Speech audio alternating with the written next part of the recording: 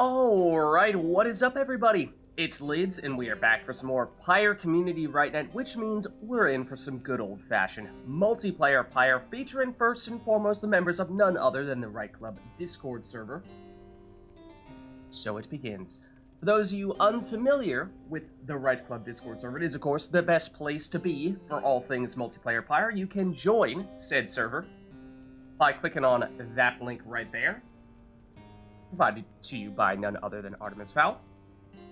But those of you here in chat, you are not off the hook. No, because you see the red circle with the white L below chat. You click on that, you'll see all of your various options to request things like specific exiles, masteries, talismans, songs, arenas, even Titan stars are all fair game. So, without further ado, let's hop in here, and let me jump into said Discord server, and we'll get going. We will get going. Alright. I'm all set and ready to go here in that case, so chat, let me know if anyone would like to jump in to get things started. And by the way, thank you, Core, for gifting that sub. Very generous of you. I suppose minor little, I guess, inside baseball's heads up that, unfortunately, as of late, we've been getting a ton of quote-unquote hate raids on Twitch. So basically just means that a bunch of spam accounts have been spamming follows to try to basically disrupt the entire stream. So follow notifications have been turned off. I deliberately turned those off so that we wouldn't get, completely distracted by, 10 minutes straight of non-stop fake follows. So I apologize in advance if anyone does follow and I miss it. It's not you. It's not because, we don't appreciate you enjoying the stream and supporting the stream, but unfortunately, this is why we can't have nice things. People have decided to try to sabotage Twitch, unfortunately. Hopefully it doesn't happen today, but we'll see. I see that Failer is requesting to watch the broadcast, which he has done on previous occasions, to suggest that he is perhaps ready to jump in here. Interesting. Very interesting. Perhaps. Possibly. Possibly. Alright, sounds like Failer's good to go then. Why don't we send him an invite here? Oh, let me just open up Team Friends here real quick. And let's send the invite over to Failer. Okay? Invite should be sent. So, assuming we can get Failer in here, that will be one of our two players. Is there anyone else who'd like to jump in the second spot?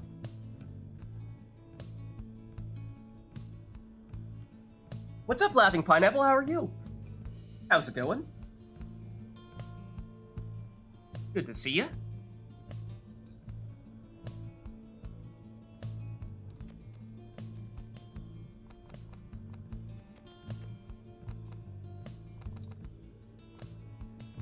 In the meantime, why don't I just set Failer up here as player 1?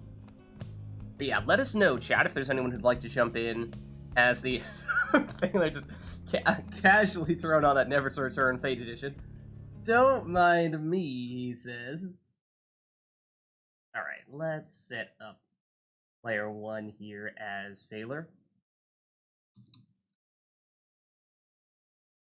And we'll put him on the Fate. There we go. Awesome, well, pleasure to have you, Laughing Pineapple.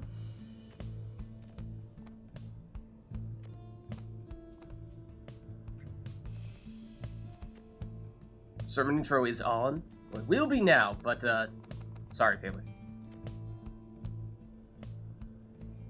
Also, one moment while I attempt to get rid of Failer's little pop. Do you still see it here on Twitch? No, it doesn't look like it's showing up. Oh, no, it is. It is. Yeah, down here where it still says Failer is trying to view the broadcast. Hold on. I think we figured out how to get rid of that. Let's see if I can get it to go away. This. Okay, now I got rid of it. Now it's gone. Baylor versus level 1 AI. Exactly. Exactly.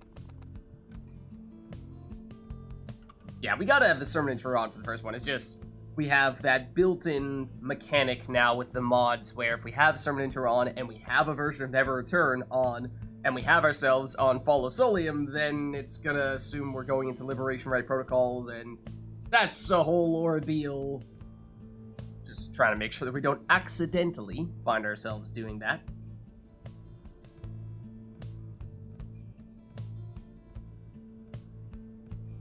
Yeah, I think Iroto says if it's a random Follow Solium, it's still fine. It's only if you specifically request the Follow Solium that it does the Liberation Rite protocols.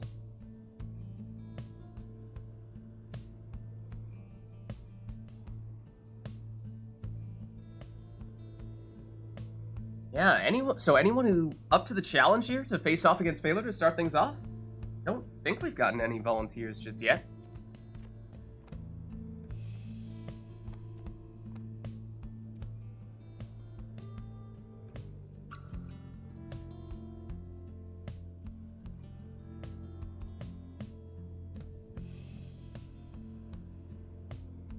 Honor. What's up, Amanda? How's it going?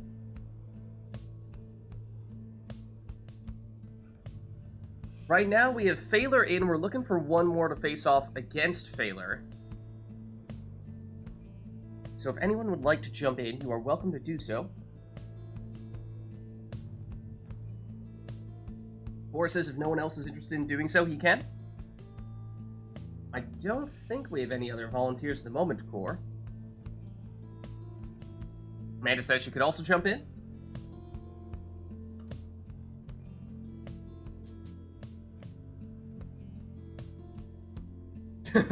October? Okay, I remember you saying that you were unavailable for a little while. I didn't remember when exactly it was, but gotcha.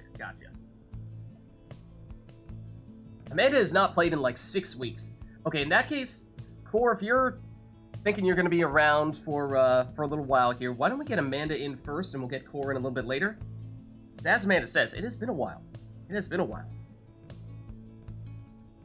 Alright, let's do it then. Let's get Amanda in. Notably, two of our Fate players here. So, although I can get Amanda in, that does mean somebody is going to have to choose a different side, I'm afraid. Who will defect? Who will betray their home team? Rock, paper, scissors for it. Hello? Hey, how's it going, Amanda? Oh, hi. I will connect my controller. So just a second. No worries. I don't even remember the controls, maybe. I haven't touched the game in 6 weeks. This is gonna be wild.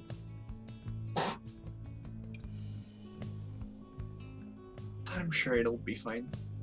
Alright, but the real question is, between the two of you, who is going to be the Faith and who is not? You can rock, paper, scissors for it. You can. Sure. How do we... Wait, I couldn't connect to the remote computer. Oh, that doesn't sound good. Hold on. Let me... No. Try sending you another invite in that case. Thank you. New invite sent. Yep. And I am in the Pyre loading screen again, last time as well, so I don't know. Yeah, sounds good. Awesome. Okay. So yeah, electronic rock, paper, scissors? Question mark? Is that a thing? I don't know. How does that work? Do you just do a verbal rock, paper, scissors and then say which one you're gonna do and Alright, I'm going with... How about you?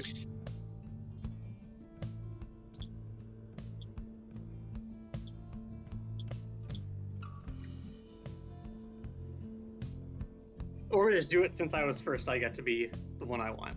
That's fair. Alright, I suppose. That's fair. In that case, Amanda, who would you then. like to be? I don't have the secondary. Oh, I can't control my thing as well. I think that's probably remote play thing. Oh. Oh, if you're a player 2, then if you hit your bumpers, you should see this sigil change. Yeah, you're still fine. You're fine in that case. You're good. Okay, so... I like these. I think those are fun. Withdrawn? Okay. Sure. Let me throw that on your side then. Are there any requests? I don't think so, just yet. Nice.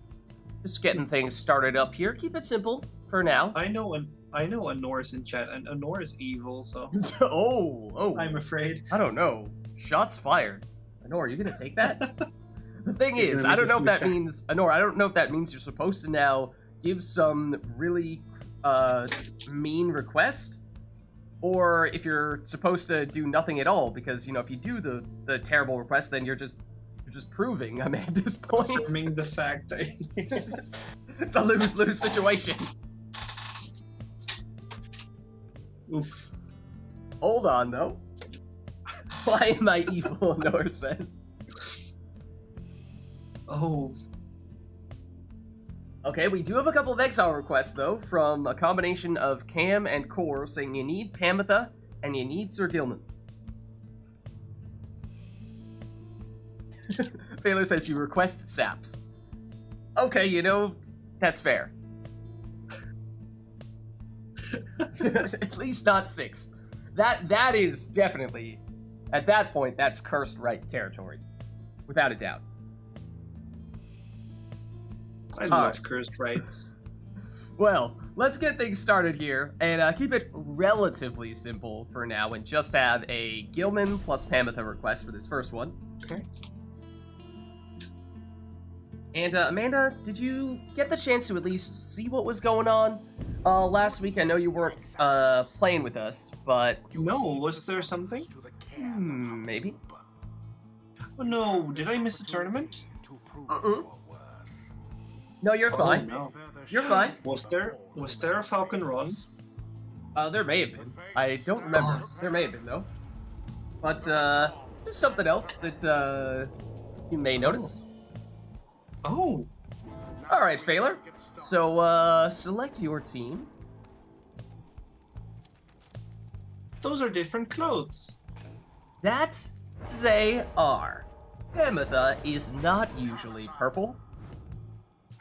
Ooh, that is fancy. Nice. That's gonna be a lot easier to follow. Did we have a 6 sap request a few weeks ago? I don't even remember one recently. Usually that's the kind of thing that I remember. You know, those types of scarring experiences. Alright, so both players leading off with their Pamitha. Again, they will also need to take Gilman at some point. So Phaler is opting to choose Raji in the second spot, it seems.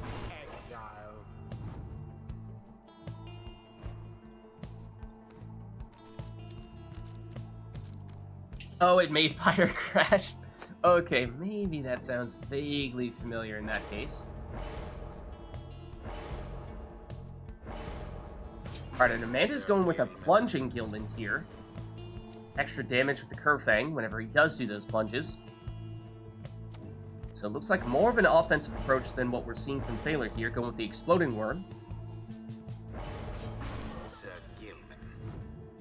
Yeah, I wrote her, I've not yet done your most recent modifications to the mod. That much I've not yet changed.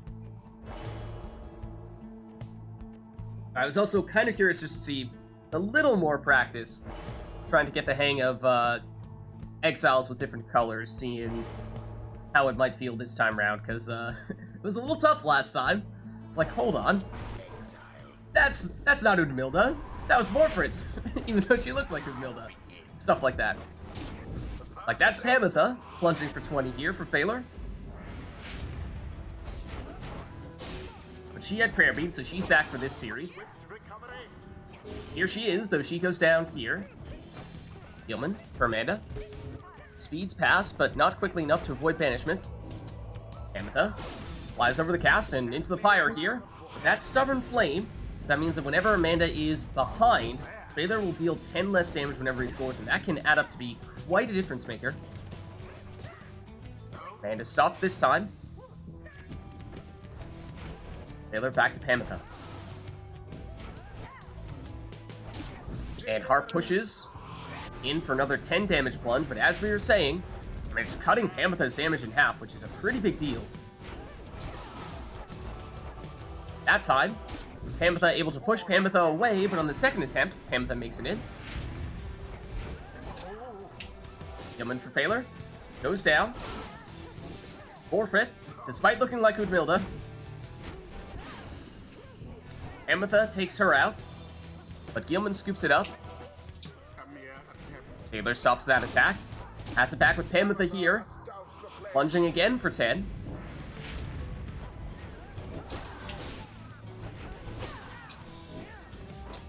Pamitha.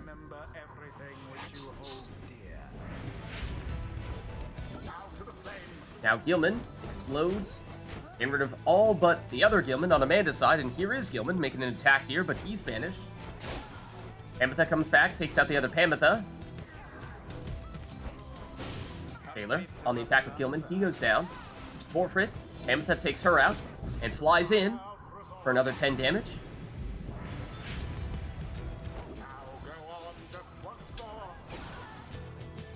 And as Gilman has the infinite stamina, uses that to maneuver around some of the defenders, but not all of them. Pamitha, oh, just barely avoids banishment there. Makes it in for 10 damage. And with that means just one more score, maybe all that Phaler needs here.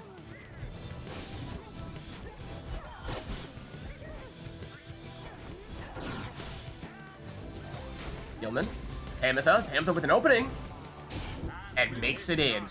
GG. Good game. That was pretty clean. Okay, perfect game. I'm a bit rusty. I'm glad I knew the controls. Alright, let's head on back. Until the next rite. Seeing a good harp player is just so satisfying. It's so smooth. I mean, especially when you have the harps and they're doing the harp pushes rather than the flappy harps. So, I mean, as everyone knows, if you're going flappy harp, then you might as well just not be playing harps at all at that point. But, I mean, like, is a flappy harp really even a harp at all? I mean, I think scientists have done the studies. They have done the studies and they have confirmed. It's if you're doing a flappy harp, you actually are not a real harp. You mean the thing where you pick up the orb and drop it and pick it up again? I don't know, some black magic like that. Right. Alright, surviving exile. I imagine we now have that in. I don't recall exactly, but let's double check. There were new things? What? There's more. What did I miss? I was only gone for a month. Eventful month, I guess. Most of this is courtesy of iRotor. Give him credit where it's due. Yeah, this is all credit to iRotor. That's great. Oh? Core? Okay. And we have a request here from Anor for the trio. I assume you mean Jody, Hedwyn, and Ruki, given how this is basically their theme. Oraleg, Fulfred, and what's his face? The most stylish man on the downside? Yeah. Yeah. Yeah.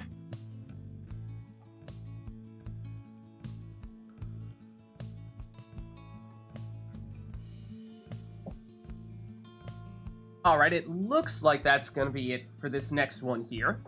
So let's get started. So again, it is Jody, Hedwyn, Ruki.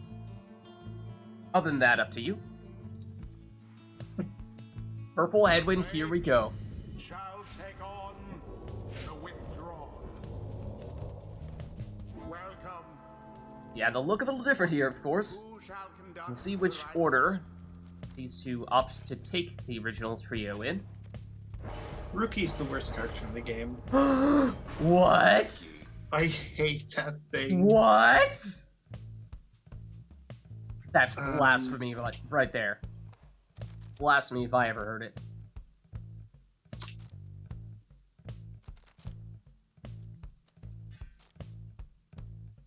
I know, right, Cam? Surely my ears are deceiving me here.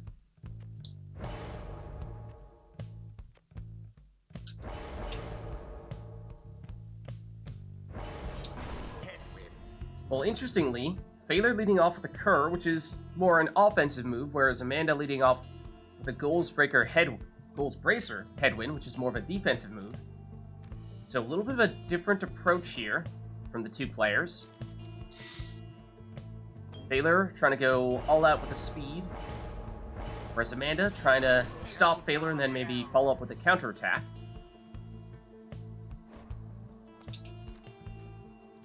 I don't know, Core, it sounded like that was just a direct shot at Rookie specifically. That was my interpretation.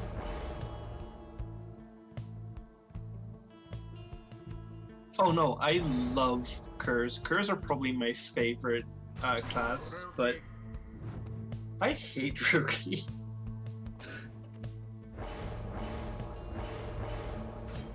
SMH. My head.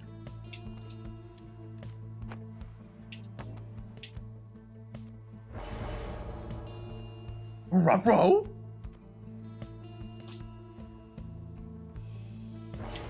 Okay.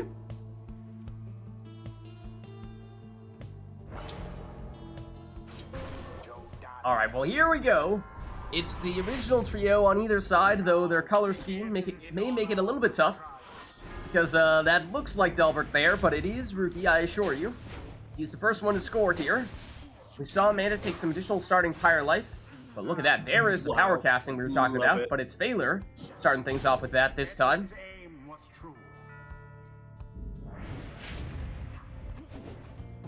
Rookie back at it.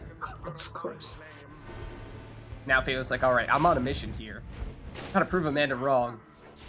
Gotta assert Rookie's dominance.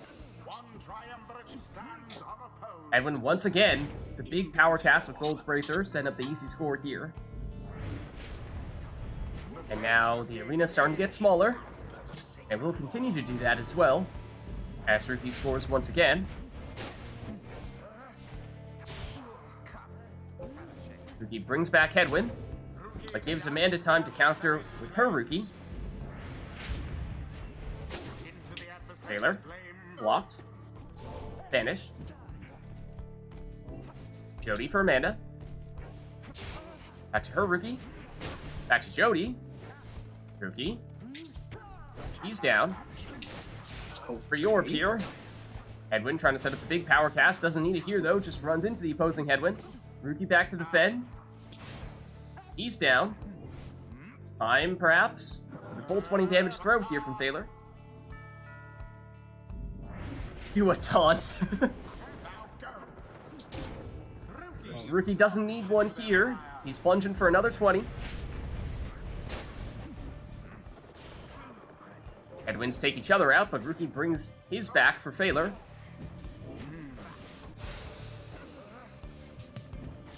And getting the reinforcements back here.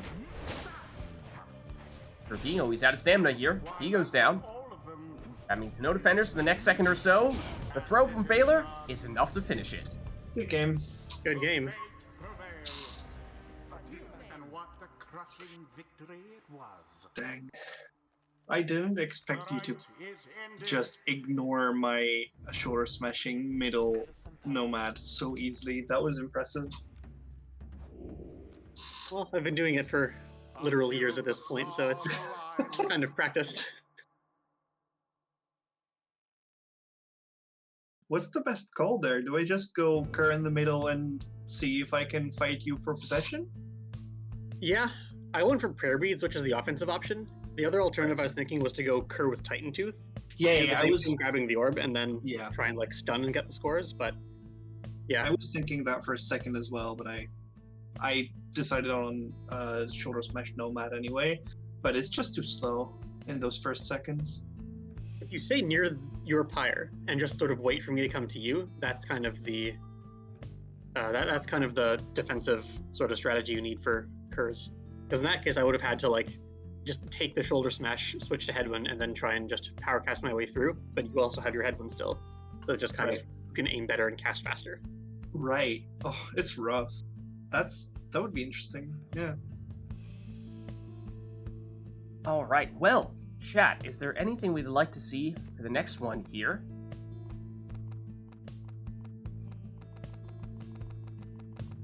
Otherwise, we'll just set ourselves back to the defaults.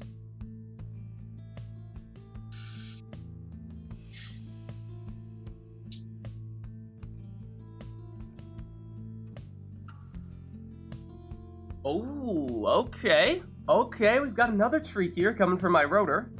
iRotor, interesting thought that just popped into my head. Obviously, we've had... actually, I'm curious what you think about this. So, obviously, in the past, we've had our grand ceremony quota, right? Where generally it's been 2. 2 grand ceremonies is kind of our target. However, what with the new built-in access to additional songs, I imagine we could very well see many more song requests that are not grand ceremony. And so I wonder if having the new and improved availability of these other songs might make it harder to reach that quota. Now, of course, then again, we technically could have done these songs previously, it was just that we were doing TariqBot for them, and, you know, to what extent was that maybe still a hindrance to people making those requests, versus now that it's quite literally built in? Hard to say, but does make me wonder at the very least. You know, will we start to see a much wider variety of song requests now that we have more options that are just built in directly to the game? Maybe. That's so cool. So what games are built in? Is it just Pyre's? Or what songs are built in? Is it just Pyre songs or other Supergiant things as well? It's all Pyre songs, but let's just take a look here at, we have all the Never to Returns are built in as well. Mm-hmm. And some interesting alternative versions, like old Never to Return, as we'll hear here, which are songs that would not normally be available. In fact, it's not even in the Pyre game at all, or at least not in the campaign, right?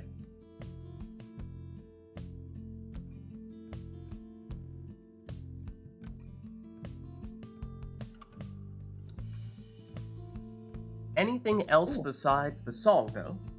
So how did you open that? Did you like change something for the other songs to jump in, or? That is an iRotor question. No, but I see, like, if you click through the songs right now in the little box, do you have everything? Yep. We just have a much longer list than usual. Right. And so basically, like, previously, Dirty Deal would have been the last one. Then it would just go back over to random, but instead now we, starting with Surviving Exile, get to all the new modded in songs. And then we've got a pretty long list of these. Basically, you know, every character's theme, all the Never to Returns, including the old Never to Return. Cool. But just Pyre things for now, right? Just Or is Pyre there things, other- that's true. Okay, Yeah. Cool. Yeah, so in That's theory, I don't even remember what the current state of TariqBot is, given how we've seen the death and rebirth of TariqBot quite a bit over the past few weeks. So I'm not sure. I don't remember what the current state of TariqBot is if we were to try to go back to Transistor, Bastion, or Hades song requests. Mm-hmm.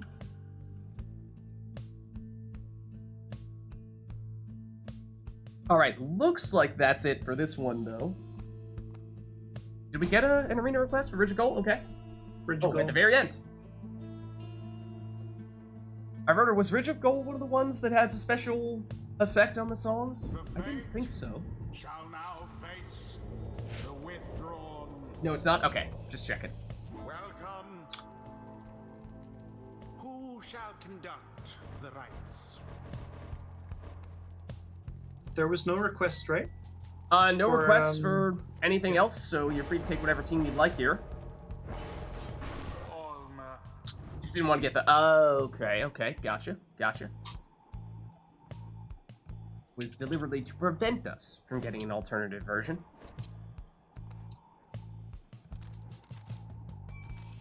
So Phaler went with a Ninja Savage. Oh, that's not what I want.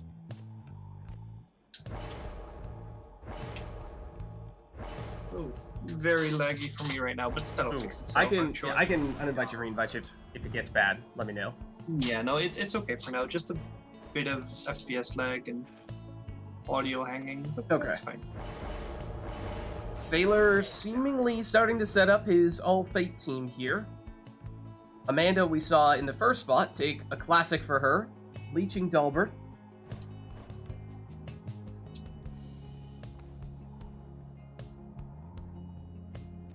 Fate versus Fate? Possibly. We'll have to see here.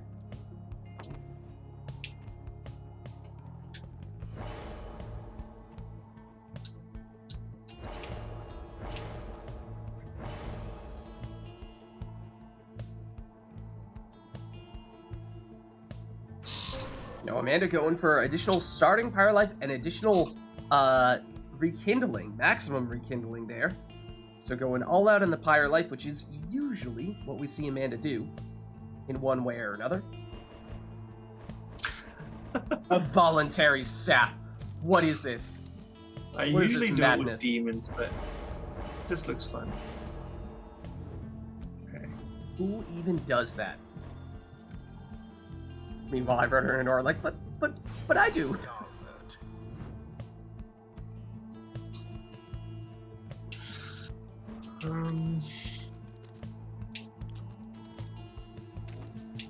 Alright, this time, just to mess with our heads, we are seeing Amanda take Udmilda, the crone that we are used to being green, whereas last time we saw her take Borfrit,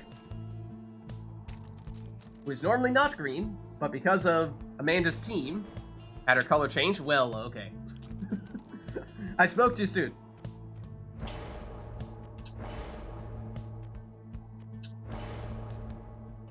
Why are you portraying saps as something sinister? I mean, triple saps certainly are, but one sap is not all that bad, right? Oh, Oh, and yeah, we got the classic old school never to return. First score there coming from Phaler's Green Almer. Back at it here, but this time it's intercepted. Borfrit for Amanda. Looking for the right angle. Hops over the defender, but can't avoid getting banished. okay, the lag is really bad. Okay, want me to try uninviting and reinviting you? Yeah, can you kick me out and invite me in? Yeah, let's try that. See if that makes it any better. Hopefully, that will improve things. Let's see. Alright, invite reset. Yep. Thank you. Give us a countdown before you start again. Yeah, no worries. Let me know when you're back in, Amanda. I will. Can you make... I don't know what you have to do, but can you make sure that my controller is, like, good and I can do everything Yeah, let again? me double check. You should be good. Thank you. Okay, thanks, I'm ready. Okay, so I'll go 3, 2, 1, go. And on go, we'll hit resume. Mhm. 3, 2, 1, go. Alright, Phaler with his Dalbert is blocked, and now both Curs banish each other. Almer, the defensive play there from Bolfred. Bolfred gets rid of it. Dalbert scoops it back up from Phaler and zooms on into the Pyre for 20. Oh, and Phaler teleported to the orb, but Dalbert was there to banish his son soon thereafter. Speaking of Almer, here he is for a 10 damage score. Dalbert for Amanda this time. Lunging for 20, and mind you, does have Leech as well. And that made us tied for a moment, but now Phaler retaking the lead here with that 20 damage throw from Almer. Almer back at it now, but this time his throw is intercepted. It's Borfrit. Runs out of stamina though, so she goes down. Almer popping in, setting up the 10 damage throw. Almer back at it. Looking for the throw this time, but this time he's intercepted. Dalbert for Amanda, out of stamina. Gives it up to Borfrit. Charges up the throw. That one looks wide, though. Almer, intercepted. Amanda defenseless for the moment. And that sapling is not going to block that throw from Ulmer for another 10 damage. Not trying its best. Lazy Sapling just needs, you know, a little more time to throw tall into a sap of its own. Come on, sapling, pull your weight. Warfrith hops over, but does get banished. Ulmer in an attacking position here. Will behind that thrust. Ulmer once again. Throw intercepted. Dalbert with the quick counterattack, but he's out of stamina, gets it back. And that sets up the plunge. Again, not only 20 damage, but also 10 leech. Ulmer. He's blocked and banished. Warfrith. Now, notably, of course, that means that Amanda's Dalbert does not have Prayer Beat, so after plunging, he's out for this series. So Amanda is down one character. And that means Phalar has a little more room here to plunge with his Dalbert. Ulmer. Throw makes it in.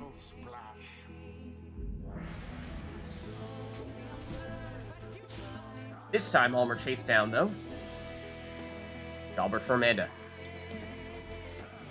Gets his stamina back, tries to rush in, but he's blocked. Avoids banishment, but now Ulmer on the attack for Phalar. Throw is intercepted. Warfrith on the counter. Stamina's gone. Dalbert comes down to banish him. Ulmer, looking for the angle on the throw, finds it. Against that flame.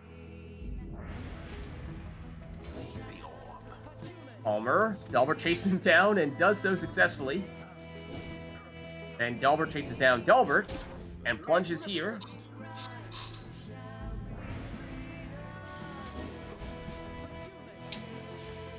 Ulmer can't find the space there.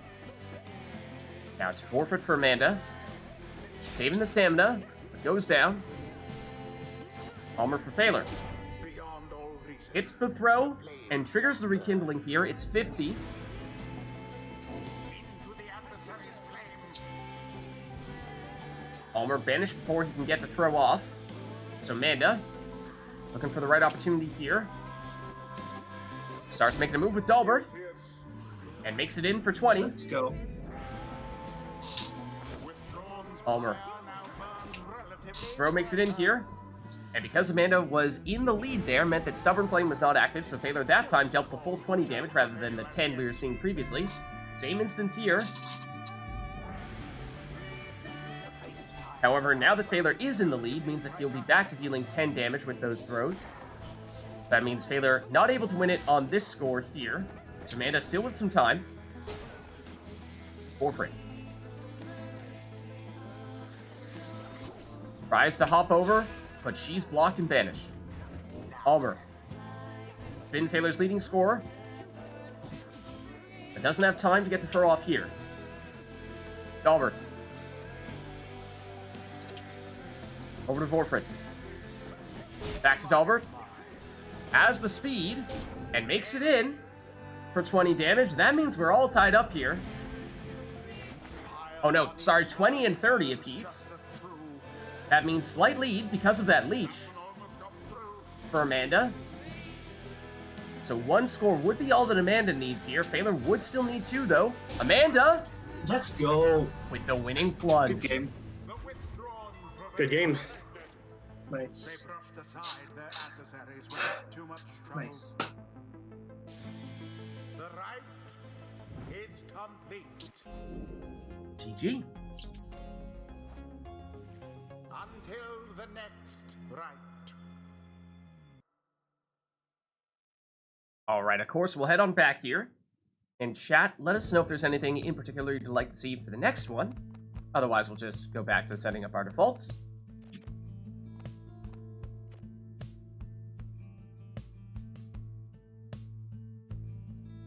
Yeah, that Legion is always good for a comeback or two, right? Leeching, extra fire life, full rekindling. I need everything I can get here. And that's what it's there for. That's what it's there for. Right, there was a Flutterfly request.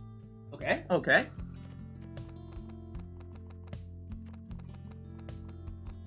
There we go. And we've got Exiles as well. And I wonder that might be intended to go along with the Flutterfly. Imps and Nomads banned. What? Okay. That's the opposite of what I was expecting. Whoa. Core coming out of nowhere with that one. Alright, anything else, or will that be it? Major, oof.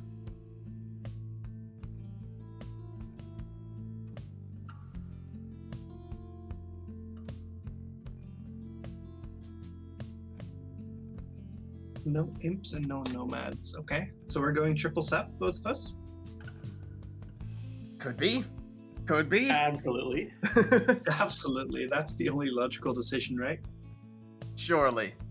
Alright, well, let's jump in here and we shall see what exactly these two opt to do to set up their teams.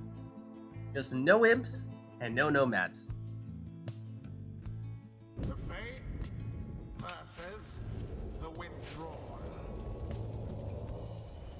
Welcome. Who shall conduct the rites?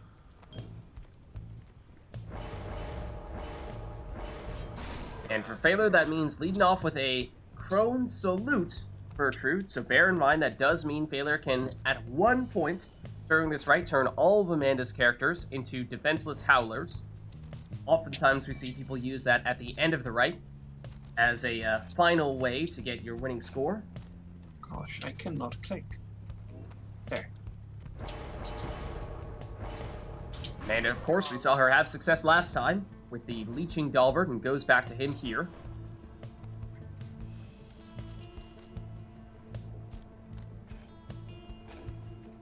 Okay.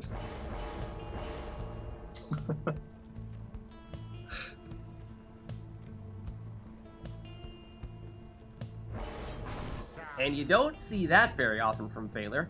Maximum Rekindling, Webbed Lanthorn Palmus, voluntarily, mind you.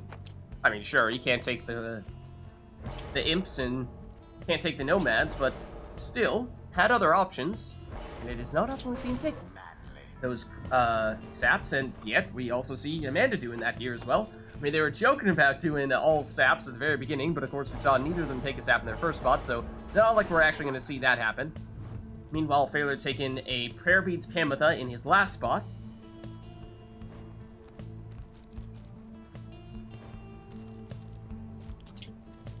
Alright, now Amanda's really playing mind games with us.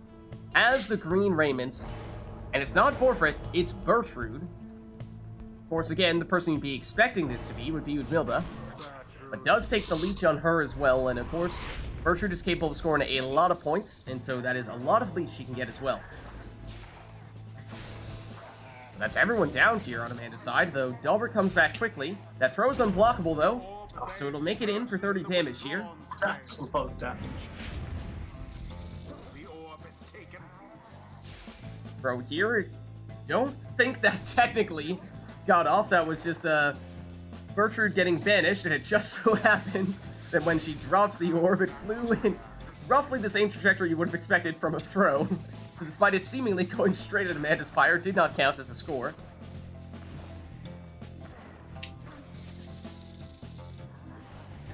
This time round, Phaler does get the throw off, and so this time when it hits Amanda's Pyre, it does count for 25 damage.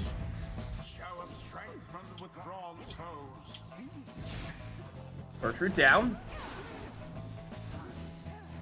Oh, not the Flappy Harps. Anything but the Flappy Harps. Speedy Dalbert, he's down. Bertrude still has it though. Charging up the throw. Does it have enough range on it? It might have, but it looked like it was slightly wide. Oh, I cannot aim with this thing. Meanwhile, Phaler going with a quick throw. Just 16 damage here. Dalbert makes it in for 20 damage, and remember, should have 10 leech as well. So functionally a net 30-point score. Manly, oh, gave it back to Bertrude, but she ended up in the lava. She's back here, though. Gets the stamina back, biding her time, waiting for the right opportunity. Oh, and thought she had it, but then Palmas came swooping in to banish. And he has a lot of range on the throw. Okay, he does seemingly have enough here. But only 15.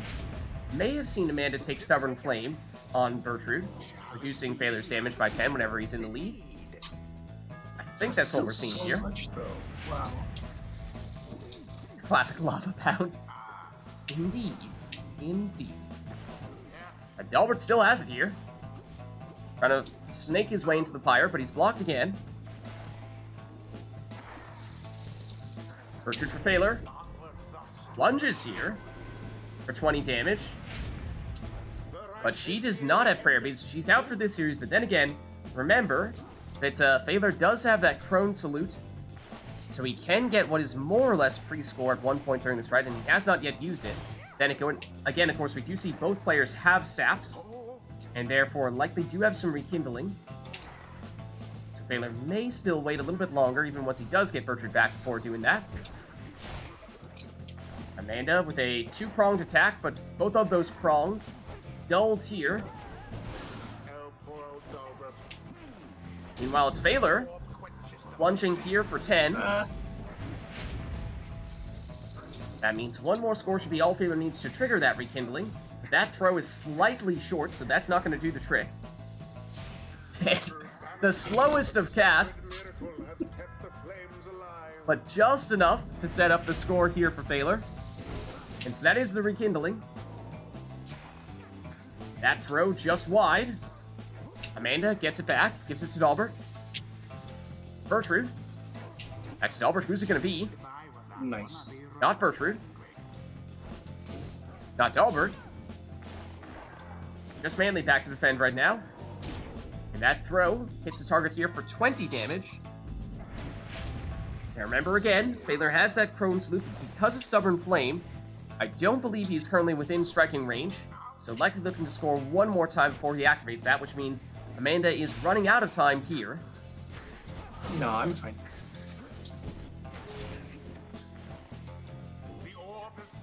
Bertrude for Failure. Throw. It's the mark.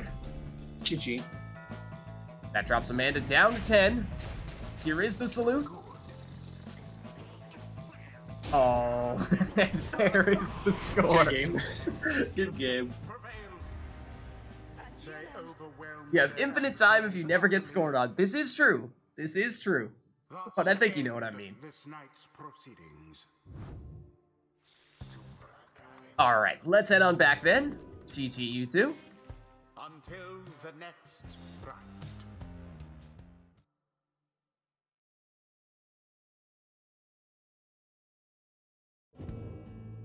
Alright, well, chat, let us know if there's anything you'd like to see for the next one. Otherwise, we'll reset ourselves to the defaults.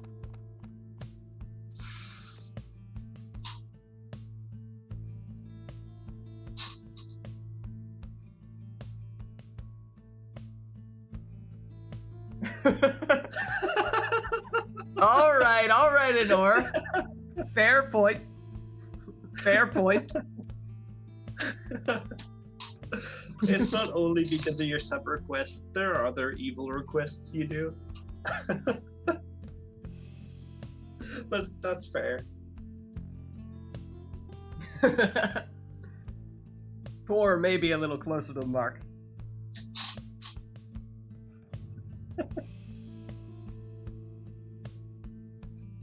Well, anyways, chat, let us know if you have any of those such requests here.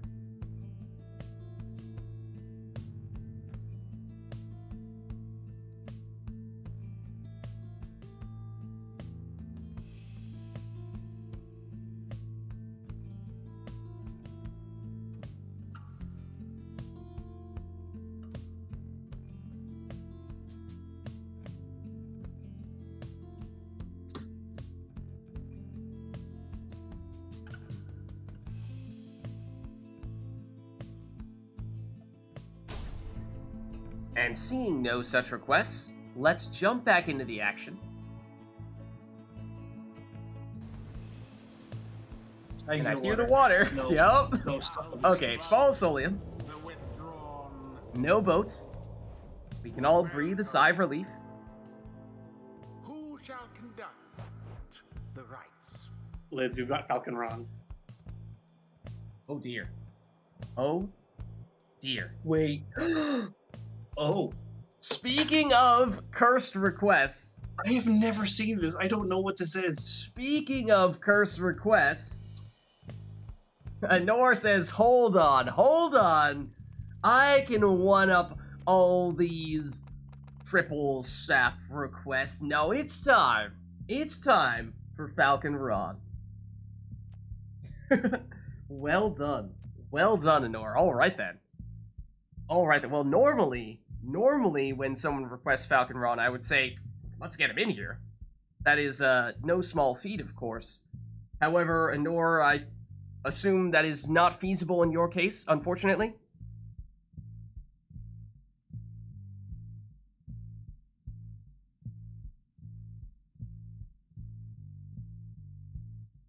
Yeah, I think if she was able to, she would be in here playing like soon enough. But yeah, Yeah, unfortunately, not able to.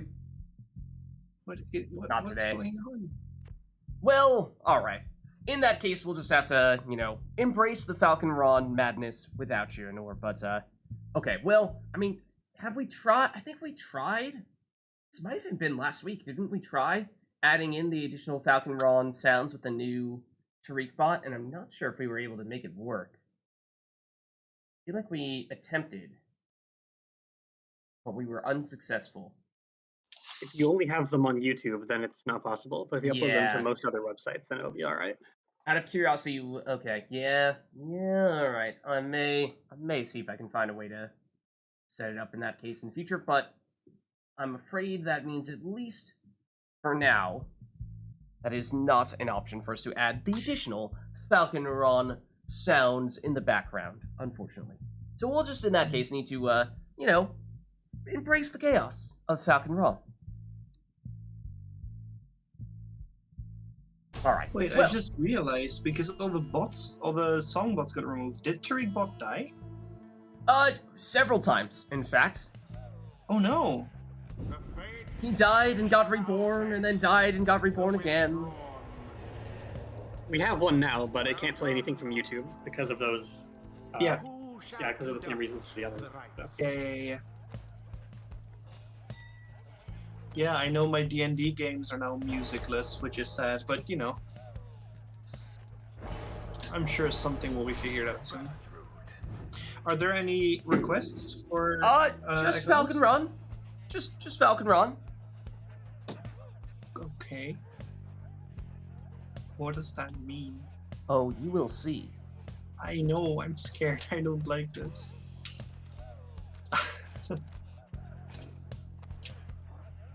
Also, I love that we got a random Isle of Kalamer. So I feel like that just further adds to the madness, the chaos. Exactly, Nor. I don't know what to play here. Okay. Scared, goes with Orlek for comfort.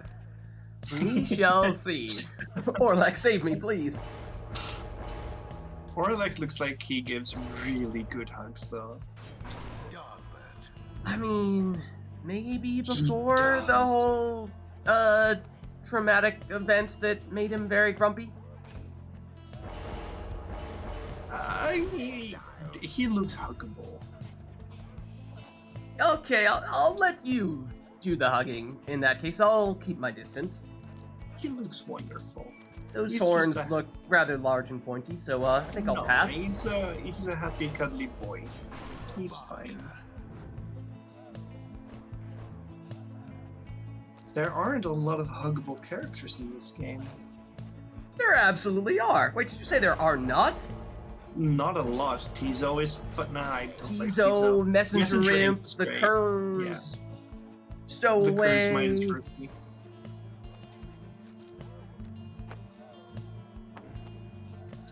Headwind.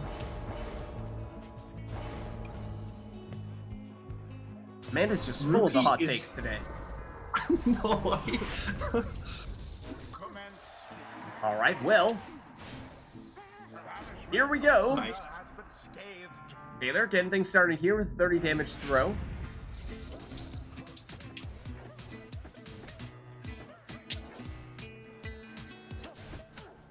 Oh, that's unfortunate. That's not Rookie. the one I want to score with. That one doesn't have bleaching. Thanks. Parker. Yeah, I made it go with triple curse here, mind you. Very offensive setup. The fates seem to be falling behind. Throw here from Phaler. Hits the mark for 30. All Nightwings are huggable. That is probably true. That is probably true. Into the Pyre's flame. The fates are now favored. Commander here. Dalbert this time. Over to Rookie. Back to Dalbert. He's blocked.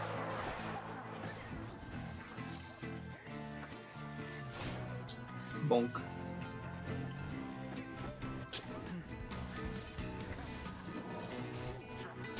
Throw here from Phaler. The mark. It's for 24.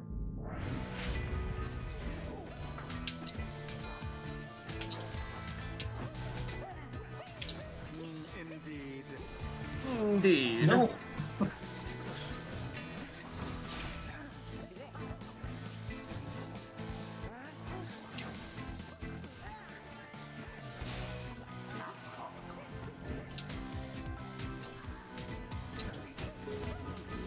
Parker. Has time here. Thinking about what the best angle of approach is. Gives it up to Rookie now. Rookie. Pondering the options. Back to Dalbert. He makes it in for 20 damage plunge. There.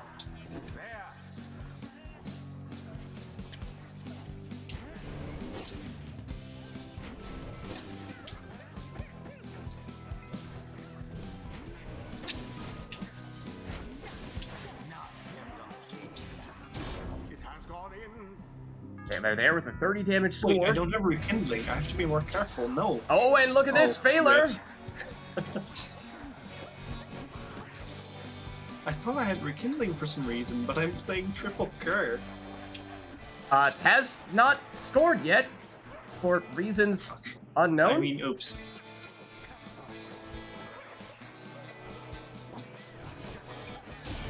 And there it is. Finally plunging Good game. for the win. Good game. Their adversaries confidently thwarted. The ceremony is complete. Alright, well, there you have it. A chaotic Falcon Run, right? On the Isle of Kalamer. Until the stars So, align. what was different? Was it just the Falcon Run soundtrack? That and a little bit of additional chaos brought on by Falcon Run. Wait, I didn't notice anything. Am I... What? You may not have. Yeah, you may not have.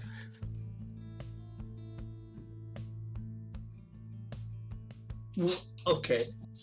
I'll just accept it at this point. No further question. Alright, well, chat, let us know if there's anything you'd like to see for the next one. Of course, hard to follow up with Falcon Run, right? Yes. But Yeah, that was thrilling. if there is anything particularly you'd like to see, then let us know.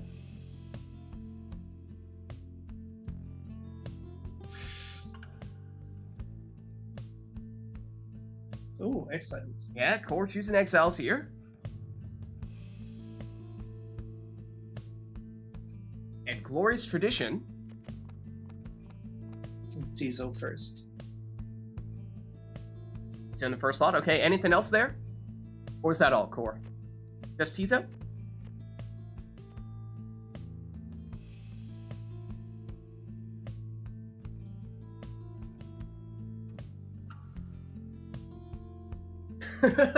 Think I know where this is going.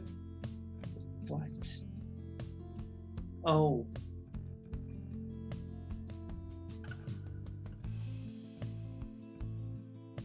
No, we're now back to 2k points. Well, it was worth it. It was worth it indeed. Bottled Void. Tizo in the first spot and Bottled Void. Okay. Okay. Well then. Well then. Why don't we jump in? And we'll see how these two opt to use this very interesting talisman. The fate Oh, the carrot! Ah! Take on. Just a second too late, I'm afraid. Unless you guys Well, are up for us resetting here. who Yeah, why not? I think we Alright. can just reset, right? Yeah. No problem. Freeze. Let's make it happen. Makes sense, makes sense. It is our classic Bottled Void location, is it not? So we just do bottled void on anything? Doesn't really matter what? Well, withdraw? it's up to you. But, Okay. Come, the exile that Core provided you who with shall conduct may Mhm. be of some assistance. Mm-hmm. There are a few ways to do the thing that Core is perhaps trying to encourage you to do. I'm sure.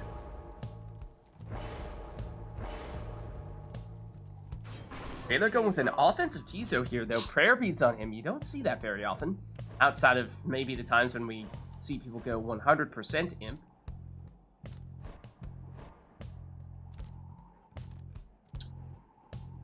Which one is bottled void? No, go back. It's this one. Yeah.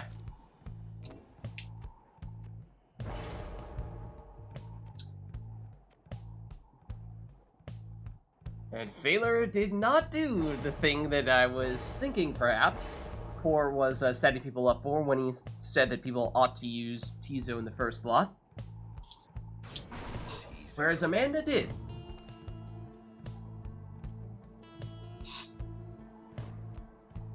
Yeah, Phaler may have other plans. We'll have to see how he opts to use this Bottled Void. Let's go with a power casting Sacred Bond Snadder, and that is probably going to be an important piece to the puzzle.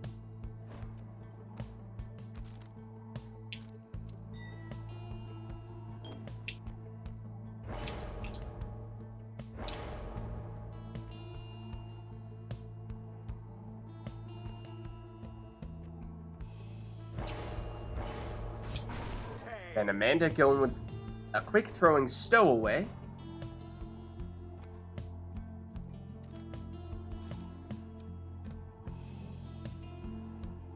And Phaler has yet to use his Bottled Void, so he does need to use it here. And so Phaler does go with the stowaway false step combo for his Bottled Void. So that's one way to do it.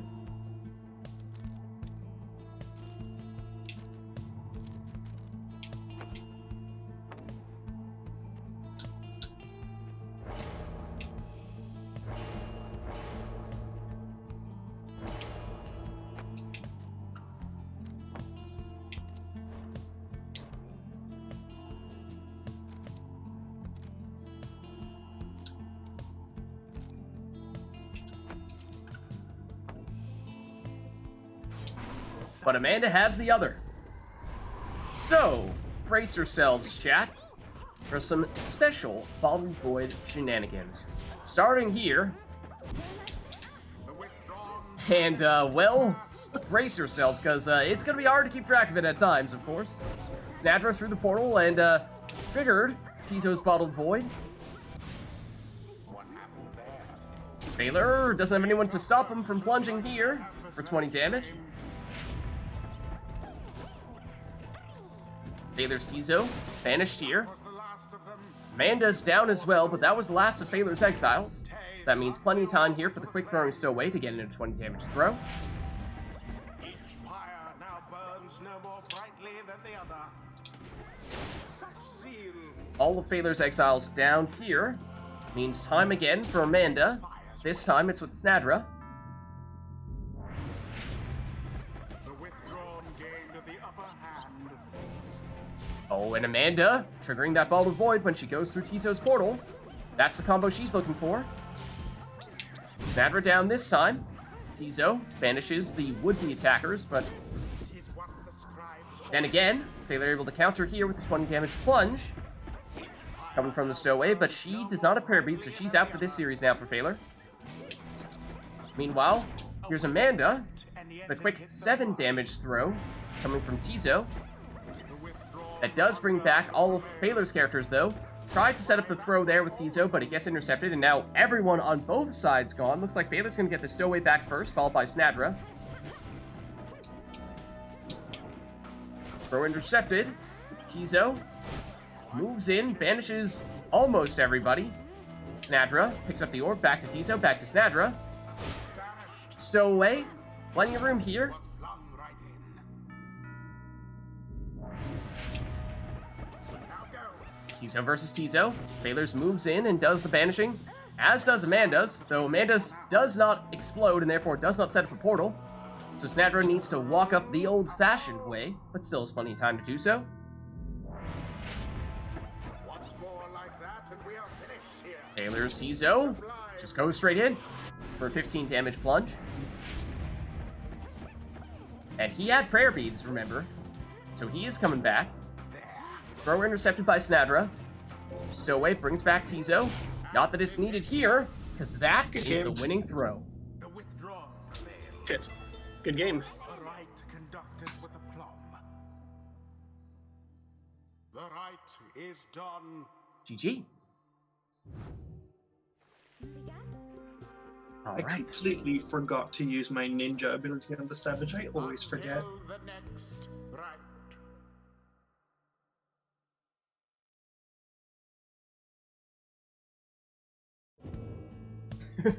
Scuffed setup.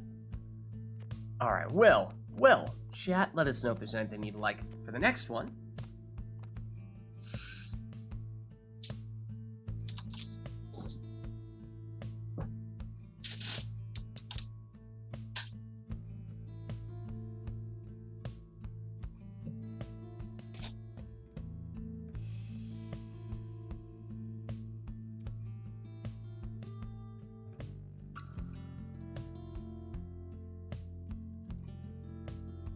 I know Bottled Void, Imp, and Savage is a thing, but I think there's also this thing with like full Portal Imp thing and a demon.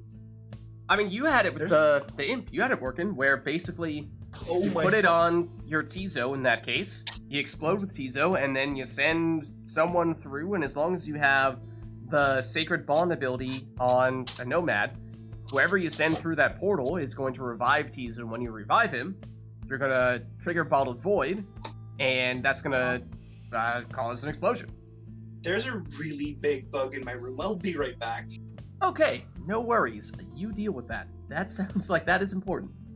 I don't like bugs. It's like this really big grasshopper-like thing. It has really long legs.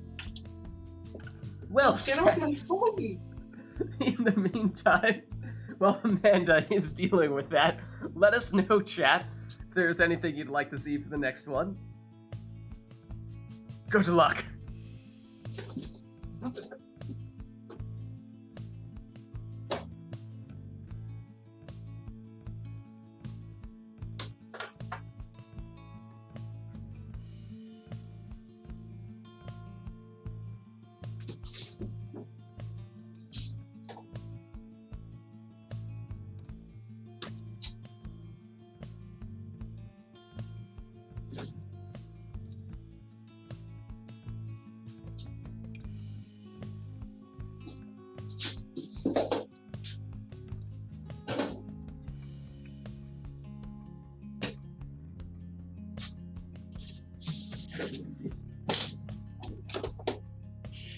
Okay, I'm back. Thank you for dealing with that.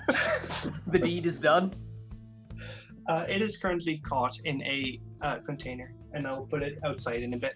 Well done. Well done. I hate bugs, but I never hurt or kill anything.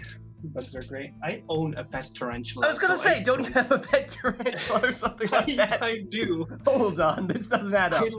I like animals in cages, like bugs and stuff. Behind glass, tarantulas are fine. If I see one in my room, I'm not comfortable either. Alright, well, don't know if chat was all engrossed in that situation, or if they truly don't have anything they'd like to request for this one, but either way, not seeing anything, so why don't we get back into the action here.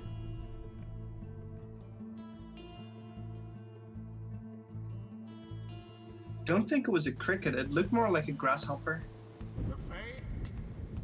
faces, the withdrawn. Welcome.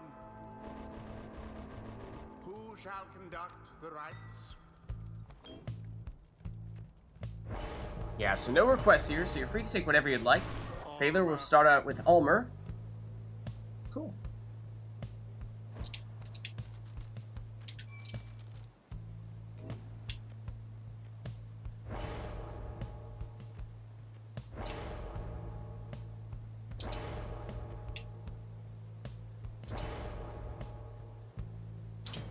Messenger. Whereas Amanda, going with Messenger Imp.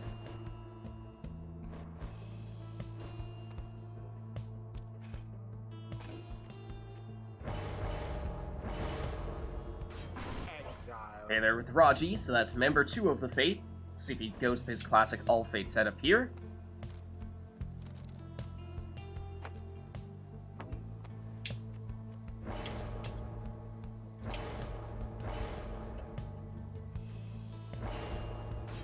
Sandra. Then Snadra in the second spot there for Amanda.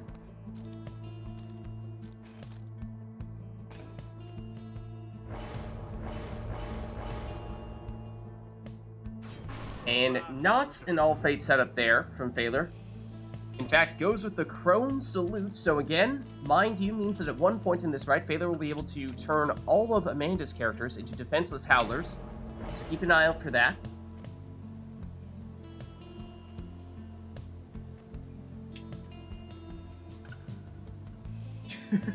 Core. No, no, not this time.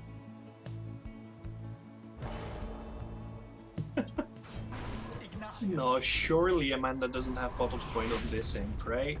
Surely not. Surely not. Done. Oh. It's done, and I was afraid of, it was done.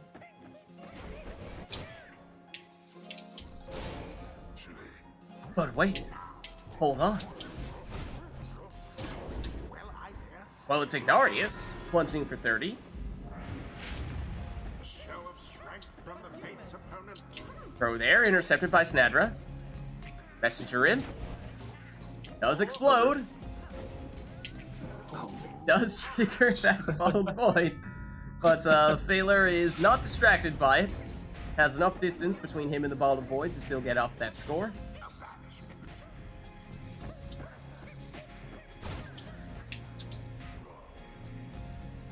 With Amanda setting up the Brazen Manor. Will she have time to use it here? Does have Ignarius with the orb. Oh, but now it has expired, it seems. Of course, if she can pull it off, it's worth a ton of points. Oh, and that looked like a very good timing for the Bottled Void play here. And, well, Phaler defenseless at the moment. Amanda through the portal. Oh, not able to knock back the defenders, though, with the jump from Ignarius. Looked like she might have been in there otherwise. Izo. Vanishes, looking to set up perhaps an even more aggressive portal position here. Orb is up. Or just plunge.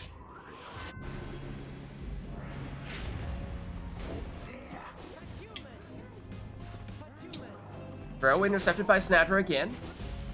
Iggy. Trying to avoid the cast here from Ulmer. First time does so, second time not so lucky. Bertrude. Leaps over. Can't quite make it into the Pyre. Ulmer this time sneaks the throw past Snadra for 20 damage. Neither triumvirate is closer Ulmer. than the other. Teleports the other side, but Iggy's there to intercept.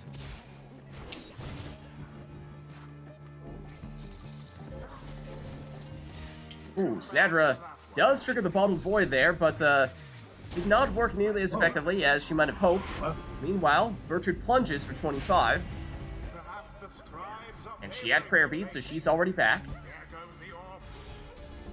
Amanda, through the portal, although Snadra goes down. Wait. Everybody goes down. And Phaler This game. plunges for the win. Good game. What? Okay, things happen. The rite is done. Looks like Phaler had it covered. Someone hanging out next to the portal, vanishing before Amanda Yeah. could make it through. But if someone dies right on the portal and I go in through the portal, I should land on their portrait and they should be... Nah. I guess you I do don't know. still need to jump. I was a little surprised myself, but at least, Yeah. according to iRotor, you may need to jump. I'm just gonna throw that bug outside the window because I don't want it to suffocate in its container right now, so I'll be 1 hot second. Okay. In the I'm just meantime, gonna pray it doesn't escape. chat, let us know if there's anything you'd like to see for this next one.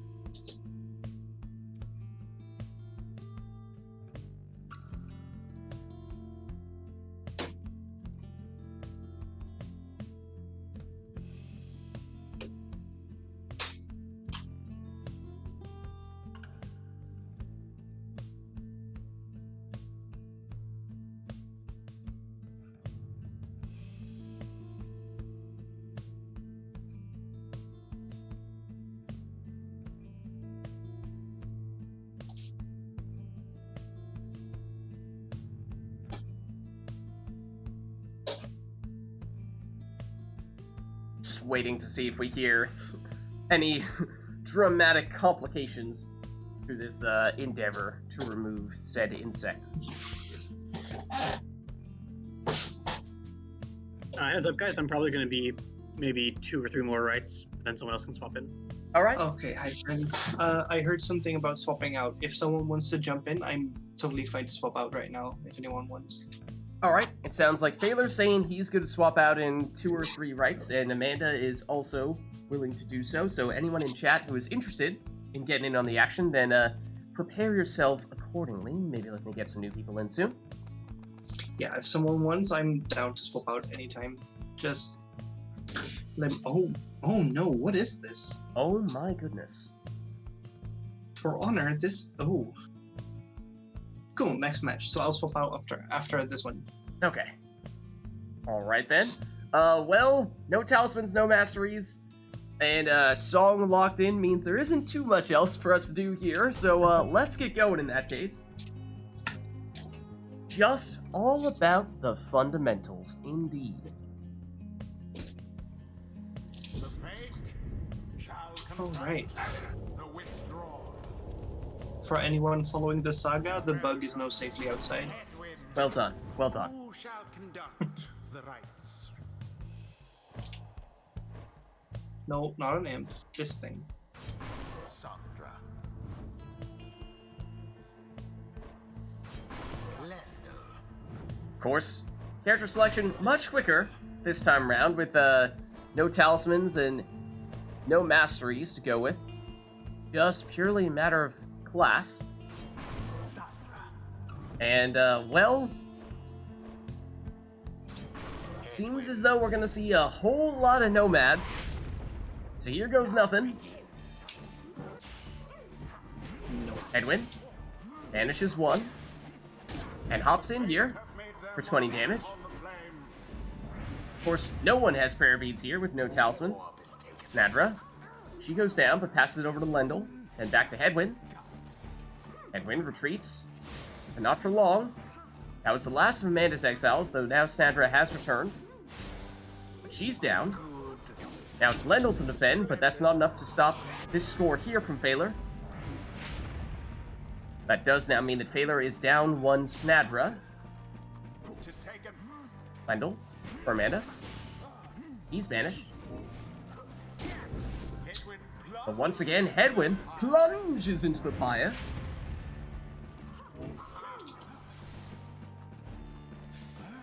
Lendl to Snadra. Snadra.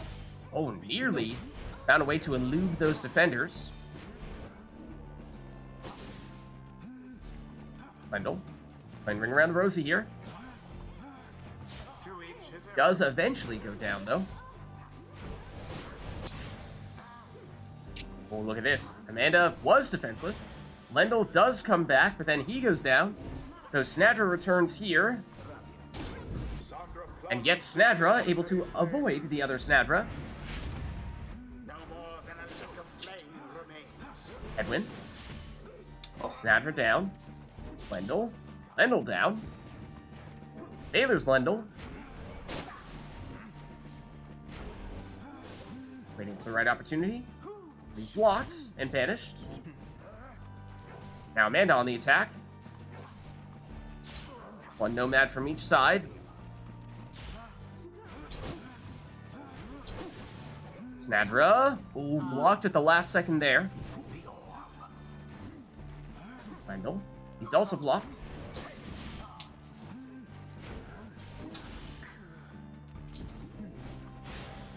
That's the last of Phalar's exiles here. Amanda with a little bit of time now. Oh, but look at that. Phalar quick enough to recover defensively. Headwind for Phalar. Goes down to this cast. But Lendl has returned for him as well.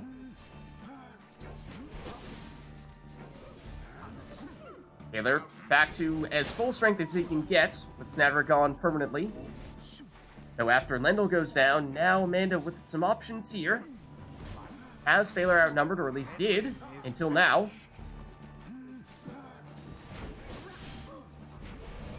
Snadra. Ooh, sidesteps the cast. Snadra nearly mixed in, but she does go down.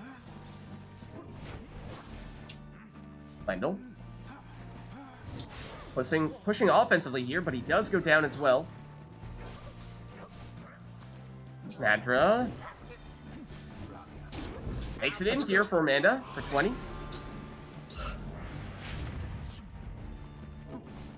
Good win for Phalar, gets banished.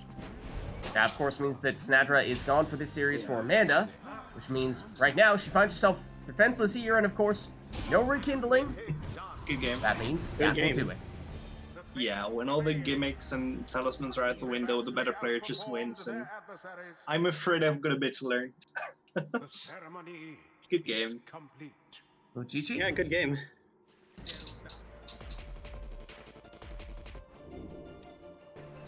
Alright, Me that'll and be my it from me. Lendl doing the job. Not often you see the Lendl victory screens. Thanks for the games, that was a lot of fun. Awesome. I shall be Yeah, enjoying good to have this you back. from... Yeah, I'll be enjoying this from the side of Twitch chat now for the rest of the night.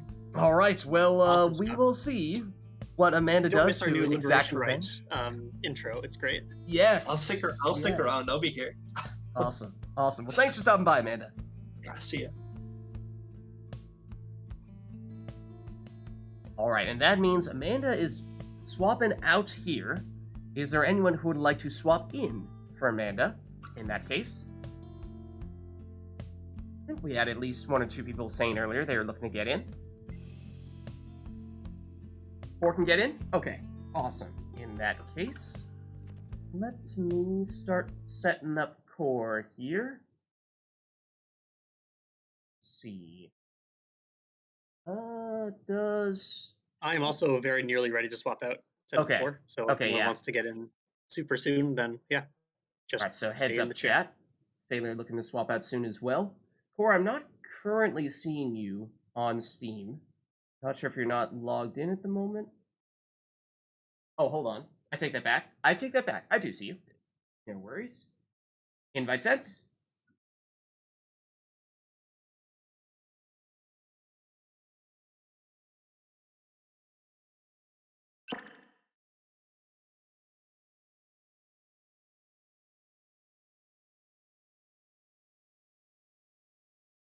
All right, there we go.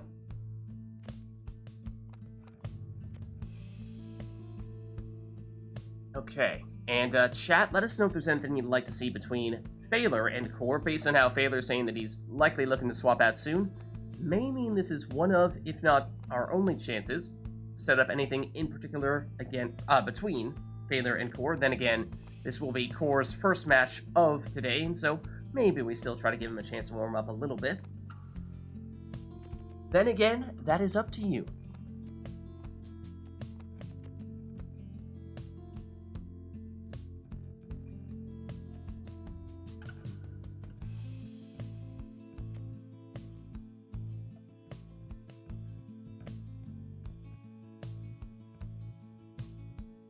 Okay, okay. Well, I mean, this is fitting, what with Core being the Pyre Hearts. But we got a boat request coming from Amanda.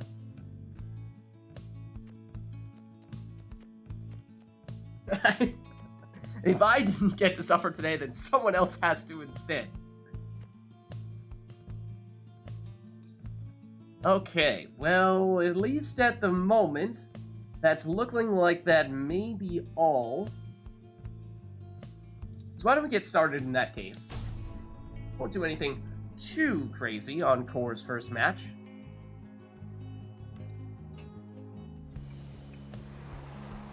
The fate shall take on the Pyre Hearts. Welcome. So at least when it comes to your actual team setup, that is entirely up to you here. Taylor going with Bertrand. We've seen him use her a lot today.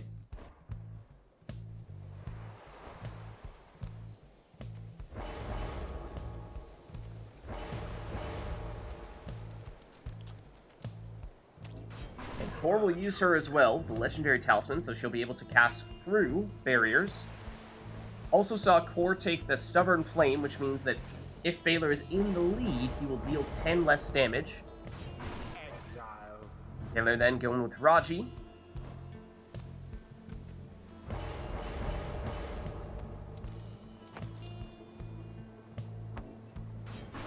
And Core choosing a Titan Tooth Gilman, so he'll stun anyone that he jumps into.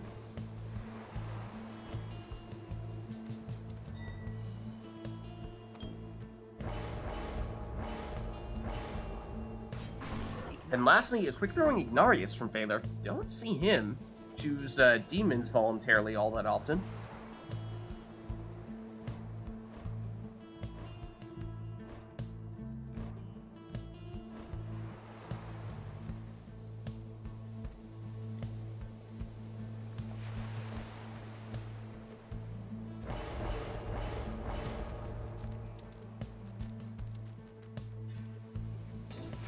And Core with a power casting Snadra to finish things off.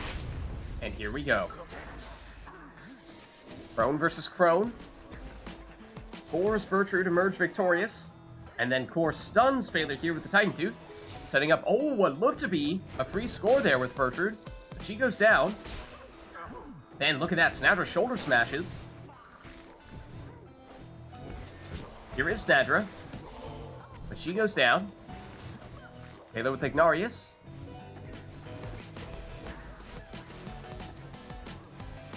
Ignarius, eyeing that portal, goes through it here and practically rides that straight into the Pyre, but instead uses it to set up the 30 damage throw. Which does, of course, mean that Taylor will keep Ignarius here for this series.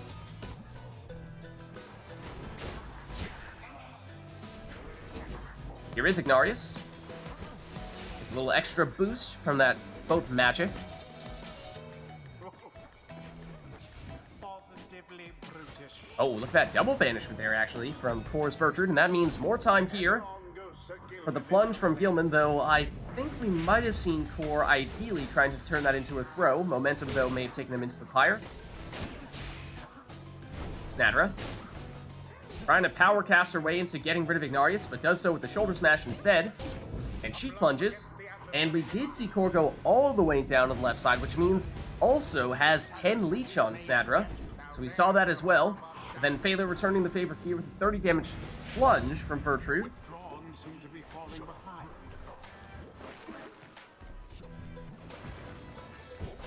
Never mind the fact that Core is very much not the withdrawn. Into the adversary's flame. Phaler sees an opening here. Core quick to cover it. Snadra versus Ignarius. Here comes Ignarius. His throw is intercepted. Snadra. Can't avoid Raji. Bertrude. She plunges. Stubborn Flame reduces the damage a bit, meaning that Core holds on with 30 Pyro life here. Biding his time with Gilman. Baylor moving in. Snadra there to defend. Oh, look at this opportunity now. Bertrude plunges for 30. So that does mean she's now out for Core in this series. So Core down 1 character, now down 2 with no Gilman. So it's just Nadra at the moment. Oh, but Baylor says, hold on, let me trigger that Stubborn Flame, or rather, let me trigger that Prone Salute, but bear in mind, with Stubborn Flame, reduces his damage by 10, which means Core is still hanging on here. So Baylor is not done just yet, and neither is Core. Baylor with Bertrude. Sneaks around, but banished. Nadra. Big banishment there from Phalar. Everyone down on Core's side. Opportunity for Phalar to finish it. Does the salute and plunges for the win. Good game. The fate prevail. Perhaps they do deserve their freedom after all. GG? The rite is ended. And well played. Alright, let's head on back. Until the next rite.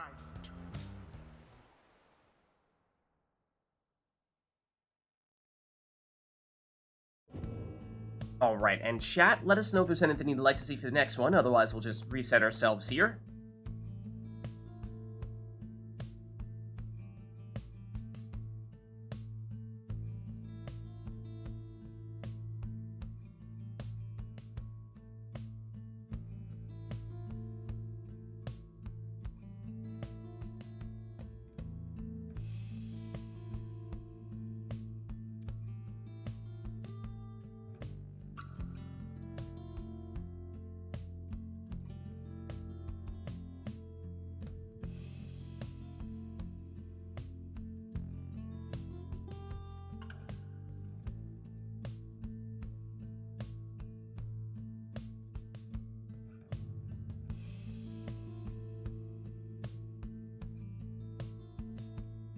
Yeah, and Baylor was saying earlier that he's looking to swap out either now or maybe after this next one, so chat, heads up that I think Baylor is looking to swap out quite soon.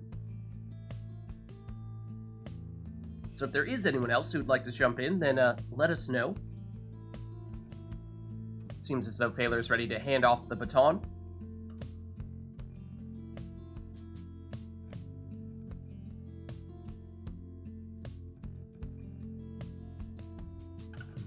Otherwise, Baylor, are you good for at least one more here? Is that fine, or do you need to swap Yeah, I'm out? good. Okay. I'm good for like 1 or 2 more, but yeah, I would like Okay. to give other people a turn. Okay, gotcha. Alright, in that case, not seeing any requests here. Why don't we get this one started up? Lag says he can join. Awesome. Okay, Lag, why don't we get you in for the next one then? The fate How's it going, Lag? shall now face. How are you? Another old timer. Yeah, good to see you. Welcome. Who shall conduct the rites? Alright, so that means this will be our last one between Phalar and Core here. So we'll see how they opt to set things up. Awesome, good to hear.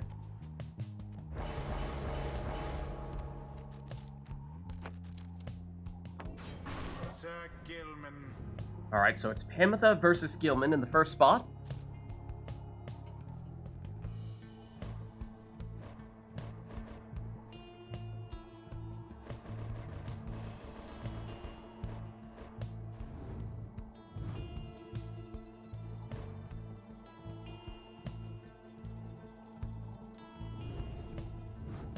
Titan was Titan Tooth intended, or I mean that's Phalar highlighting it.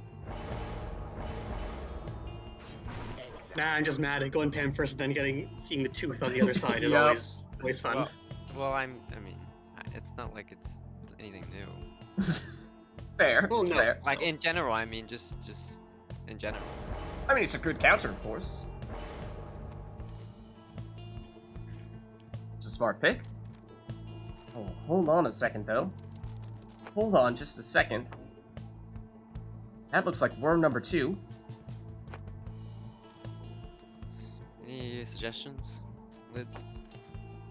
Let's see. You took Titan Tooth on the first one. I mean, I would recommend making this be your Splody worm. Yeah. Alternatively, you could make it a passing worm. It's a deluge. Oh yes, you were having those issues with the controller the other day. Yeah, hopefully that's all sorted out then now.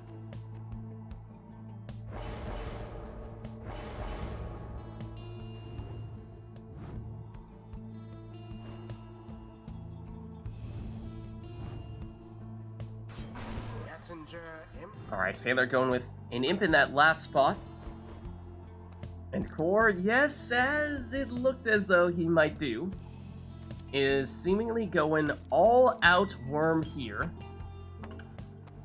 Going for the additional starting Pyre life. Stunning claim. And here we go. And there is the stunning claim right off the bat, slowing things down a bit. Though it is not enough to stop the harp push from getting Failer in for the first 20 damage plunge here. Or with Gilman. He's down. Raji is blocked. And that's double Titan Tooth, looks like. Now it's Pamitha. She pushes her way in once again. The withdrawn's adversaries gain. Oh, and well done on that stunning claim there. Sir Gilman Very gained well more timed from Core. Stunning all but the character that he brought back. Not let this Oh, go yes, down once in again. Pyre hearts. The Pyre Setting up stricken from these above. pre-scores, if you will. Goes for it here as well. Sir Gilman flung the orb into the flame. And now you see the power, the strength of the all-worm stunning claim set. I mean, I don't think it needs to be all worms per se, but stunning claim in general. Resplendent. So Core building some momentum here. So now it's Failer. Her wings have He strikes back. Tis taken. Core back to the stunning claim strats. Worm throws unblockable, but that one looked like it was short. Failer's counterattack also ends up short here. Another stunning claim. No, it was actually Failer who brought someone back during that stunning claim, so that nearly backfired on Core there. Core biding some time. That throw is not going to have the range on it. Vanishes all but Pamitha, but Pamitha's the one with the orbs. She's the one that's most dangerous here. She goes down. Now Core undefended, giving him time to charge up this 15 damage throw. There's the stunning claim. Though unable to pull off the combo successfully this time, so everyone frozen. Titan Tooth here. Stunning Failer, giving Core a little bit of time here. This attack is thwarted. Good. Lady River. She's blocked. Bell Swoop is enough to take her out. Pamitha is banished. Gilman passes it back. Lady River here. He's gone. That leaves just Deluge, but he explodes and brings back a couple of friends. It's Gilman. Has time for the throw. A rather cunning trick. A cunning trick indeed. Once more like oof. Once more like oof.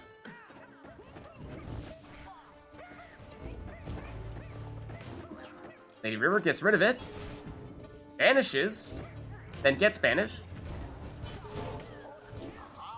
Pamitha through the portal. Doesn't take her far. She stopped here. Core jumps in for the winning score. The Pyre hearts prevail. Good game. Good GG. game. Adversaries must be You've broken the crying game tears of again shame. with Yeah. freaking stunning claim. Congrats. Thus end this night's proceedings. I mean, was that known? Like, yeah, I'm guessing think people. so. Oh, okay. I know the prayer beads one was known, but this one I think was new. Okay, okay, yeah. You could jump, switch, and stunning cling yourself while in the air still. That's pretty Yeah. impressive. Yeah. Because I read iRotor's analysis and then I was like, I'm just gonna try this, and if it's fast enough to where you can avoid it. It's definitely counterable though. I don't know. iRotor is I mean, clamoring for us to add it to the ban list. Yeah. Oh no. I mean I agree. Yeah. But I mean he could definitely fly. Literally, he had imp fly and harp fly you'd be fine. Yeah, it does take you like more than a second, or more than a split second to do it. So if I just was in the air right away. Right. But then again, you could just wait till I run out of stamina and then do it. Yeah, but you can just pass off to the imp and keep flying. Yeah, possibly. Depends if you have to land to pass or not. No, I think you can do it in the air. Harps should be able to do it in the air. The Interesting. other great thing about it is that you can do it when you have the orb as well. Yeah, true.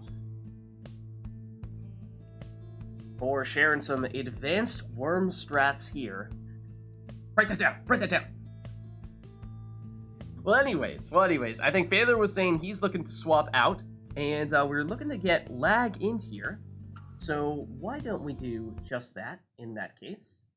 I think Baylor may have already left. He has. Let's send the invite to lag.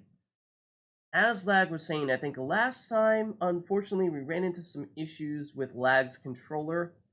Hopefully we can get it to work this time round. So, invite sent to you, Lag. Let me get your name in here as well, or why don't we just verify who's going to be player 1 and player 2 first, just in case Pyre tries to surprise us with that.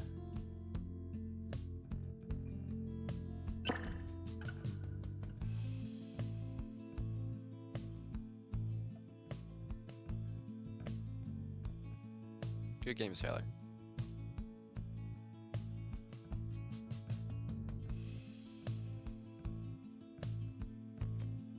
Alright, and is this Lag who's moving around here, which would suggest he is truly player 1, as we might have expected.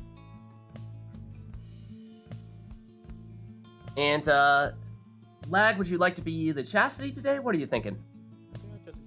Chastity? Okay, let me get you all set up here in that case.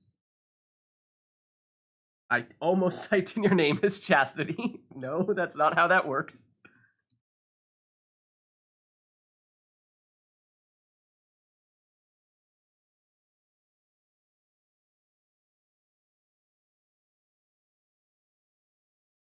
There we go. That's how that works.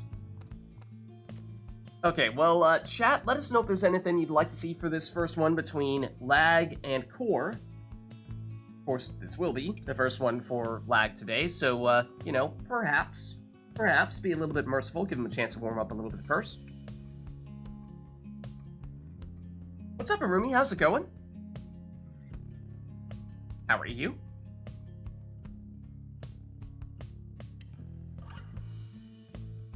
Grand ceremony. Okay, good. Still working toward the quota. As I was saying before, there is that chance that with all the new songs, we'll get a little bit distracted. We gotta make sure there's still time. Still time for the grand ceremonies. No worries, Core. No worries.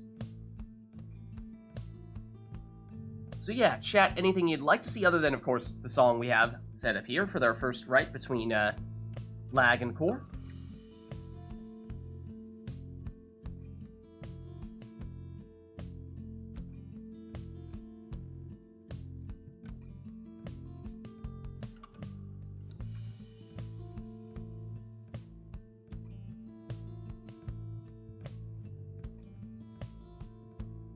Yeah, and Arumi, we just saw Core demonstrate a very, very powerful Worm Stunning Claim strat.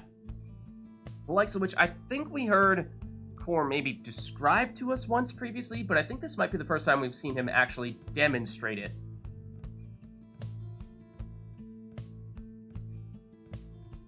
Alright, I'm back. Alright.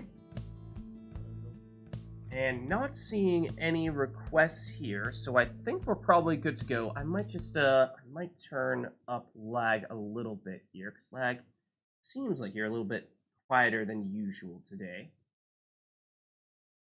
Okay, bump you up just a bit, and let's get started. Oh, and of course, Grand Ceremony is also Lag's team theme. So fitting in that sense as well. How did it work?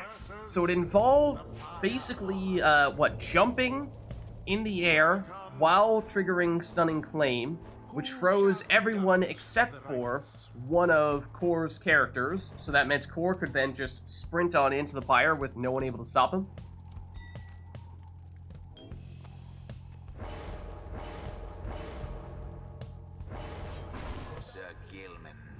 And we saw Core go all worms last time. Now it's Lag starting off with a worm. And Lag, I don't even think we were able to get you to set up your team last time, right? With the controller issues, so that's a good sign that you're able to do so here.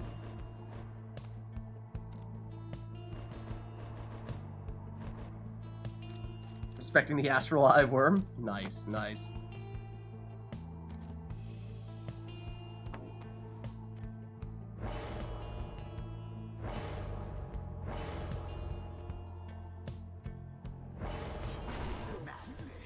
Right, and Lag going with the Numbing Gust setup there on Manly, so that means that if everyone is banished on Lag's side, then Core will be unable to sprint, jump, throw, or use any other special abilities. Meanwhile, Core going with a Titan Tooth Gilman, stun anyone that he jumps into.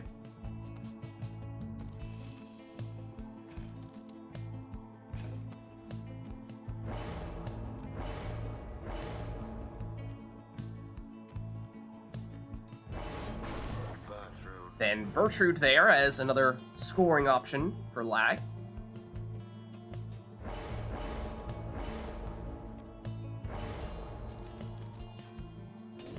And a Goals Bracer Snadra to round things out for Core. So here we go, our first matchup of the day between Lag Machine and Core. Stowaway down. And well, of course, we are at the cairn, and so perhaps that means a little impromptu opportunity for Core to mess around a bit with one of his preferred strategies on this arena. But then again, opportunity here for Lag to throw this one in for 30.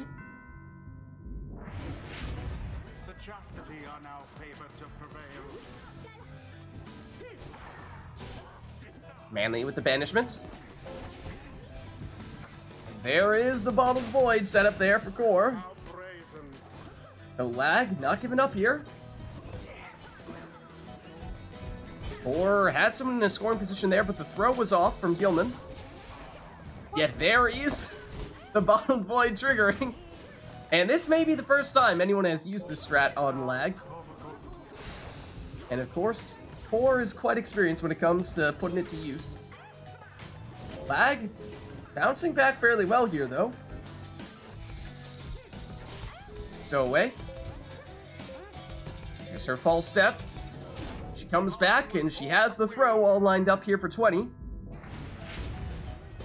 Fates seem to be falling behind. And no voice. No one is the fate either. Thank you very much. Ah, yes. Stowaway this time plunges for 20, though mind you, she does not have prayer beads, so that means she's out for this series. It's a numbers advantage for Lag. So at the moment, at least, it's only Manly. And that means an opening here for Core to throw this one in for 11. That means he'll get back the Stowaway. Lag on the attack. This time with Bertrude. Back to Manly. Waiting to get some reinforcements here. Manly goes down, but that brings back Gilman. Has the infinite stamina. He's blocked on his jump, though, and with Titan Tooth, he's stunned. That gives Core some time here. And it's a full 20 damage throw there from Snadra. Oh, the throw here looks like it's wide from Lag, though he banishes one defender. Bertrude, Stowaway, down. But there's the false step. Setting up the jump here. Triggering Lag's rekindling, it's 10. So that means next score here from Core would likely be all that he needs to finish it. Lag with Bertrude. Hops in. 30 damage here. So Lag's certainly not out of this one yet.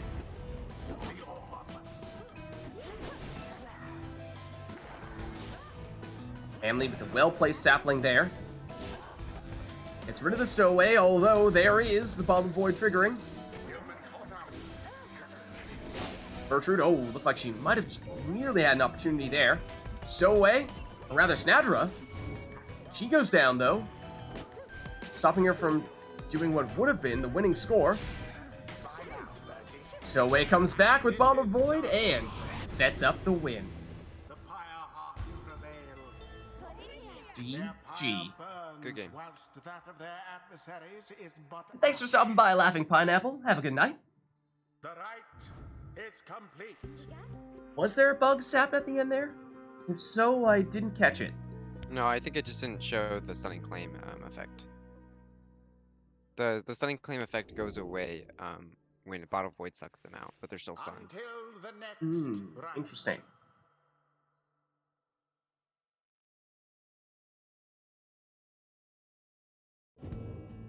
Alright, well, let's reset ourselves here.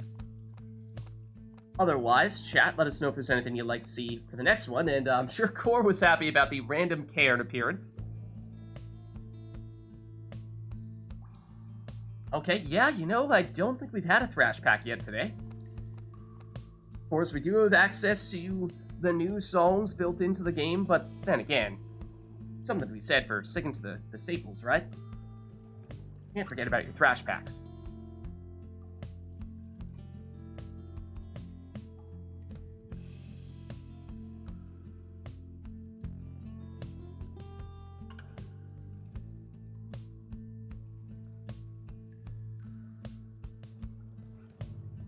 Anything else, or are we just thinking about a song here?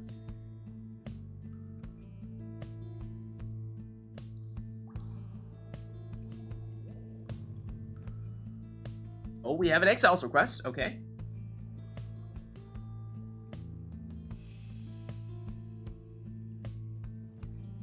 iRotor says Orlek in the first spot. Alright, thanks for stopping by, Rumi. Enjoy your dinner.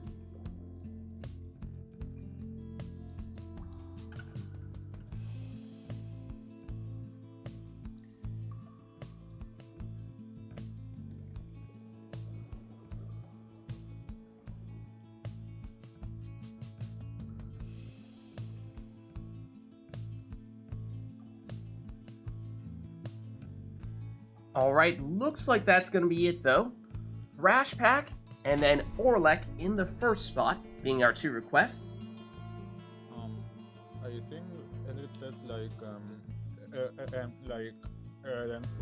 non-Oralek demon. Oh, was it non? Oh, did I? Hold on, did I misread it? Did I speed read it? It was non-Orlek demon. You are. It is exactly the opposite of what I had said. The rights. Specifically, not Orlek. No stinky trash man allowed.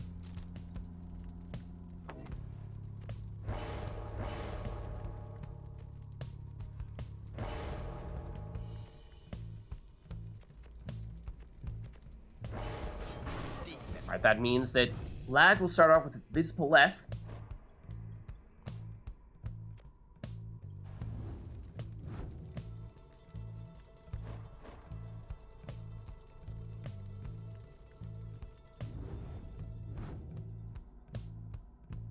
Jodie almost looks like she's wearing her Nightwing's raiments there. So similar. Less so with her portrait here, more so when she's actually in the game.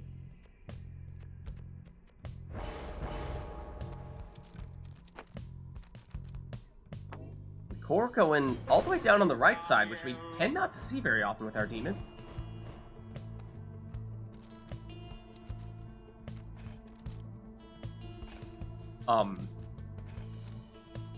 Okay, no, it's full, Fred. It's full, Fred. Okay. Whew.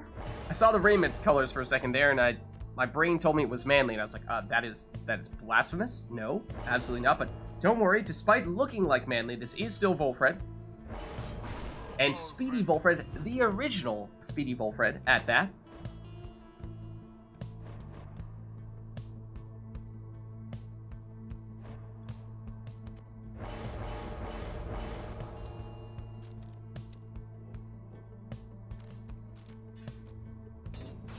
Alright, and then Goals Bracer Snadra for the big power cast in Core's second spot.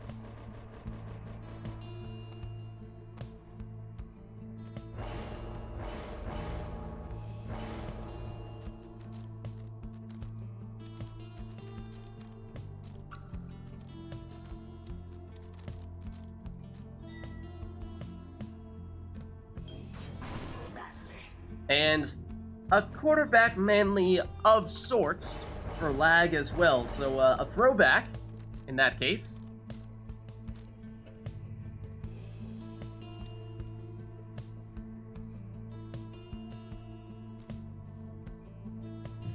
Wiz, what should I do? Idle or Vids? Up to you. You're so helpful. I can't influence the players like that. I have to be unbiased.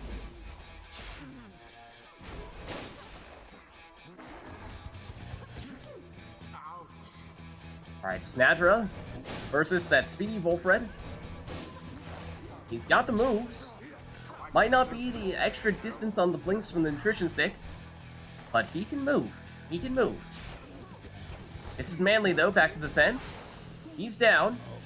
That triggers Numbing Gust, though, or at least temporarily. But once someone comes back, that means that Core is able to fly back in with Pamitha. She did not have Prayer Beads, though, notably. She's out for this series, that means. Meanwhile, Lag banishes everybody, giving him some time here, set up the 30 damage throw from Vizpaleth.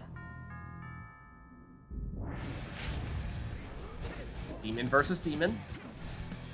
It's Vizpaleth, but she goes down. Big power cast there from Snadra. There's a little more room to operate for Jody, but she still goes down. Manly shields off well. Nearly sidesteps that banishment there, but now Vizpaleth with an opportunity perhaps. So here comes all the defenders. Still time for this plunge here for another 30 damage.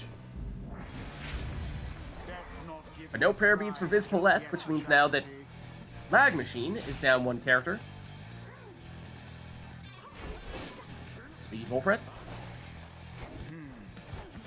Against Pamitha. Pamitha pushes her way in.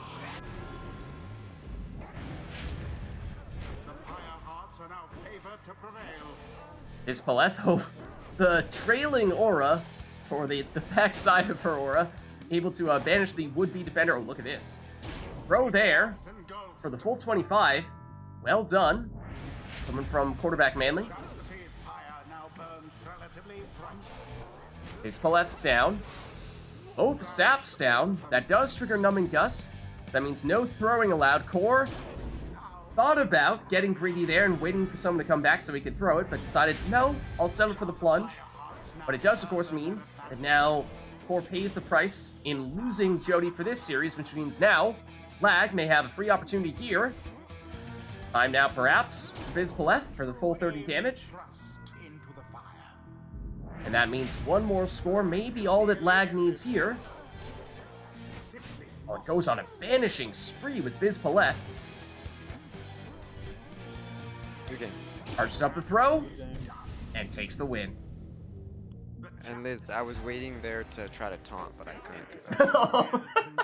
Victory it was. The rite is ended.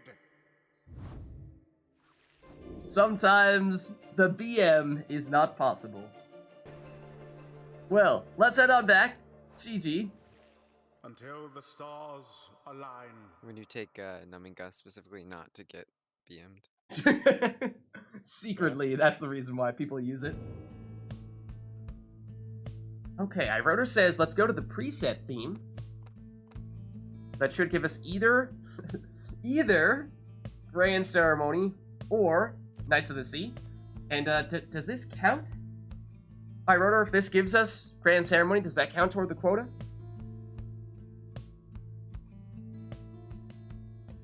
Because if so, then that's the two we're looking for.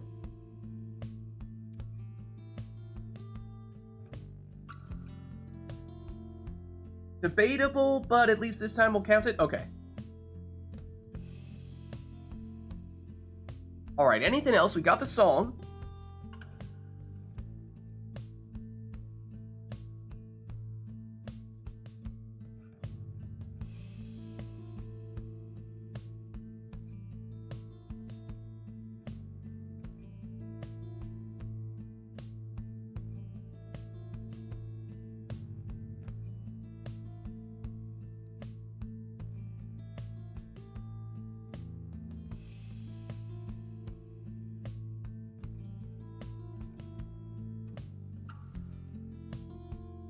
Seems like that may be it, though, in which case, let's hop in here.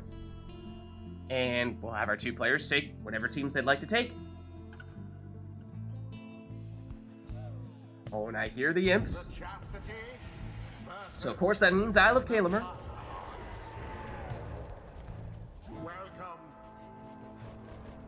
We'll see if that affects the setup that either of our players choose to go with here.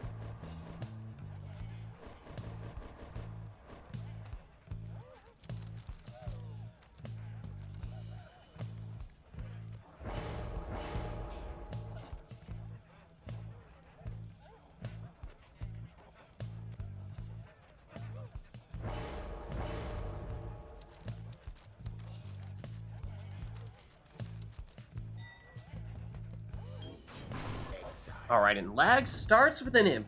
And whenever someone starts with an imp on Isle of Kalamer, it does beg the question, are we gonna see triple imps? At least in Core's case, though, the answer to that is definitely a no, what with him taking Pamitha first.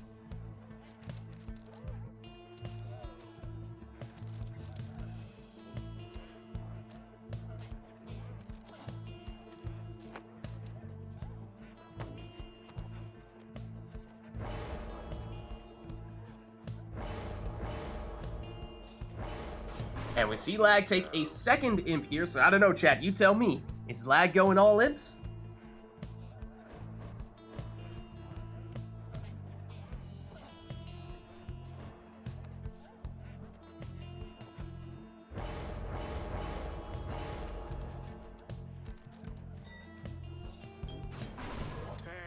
Then the stowaway here, coming from Core. And Lag.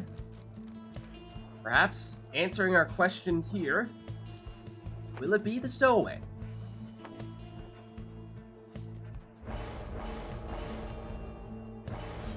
A ninja stowaway, nonetheless the inventor of the Ninja Savage strat, I might add.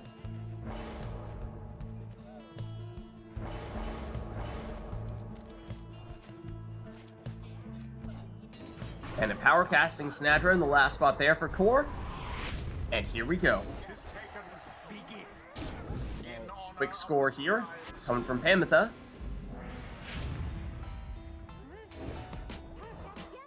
Stowaway teleports to the orb, throws it. It's the other Stowaway who gets the opponent jumping directly on top of her and intercepting the throw in the process. I'll take that, thank you very much.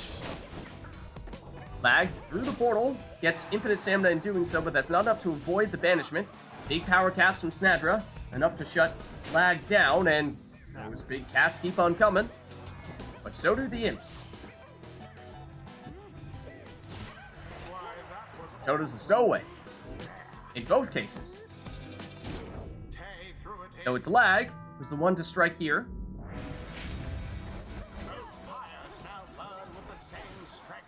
Pamitha lunches here for 20.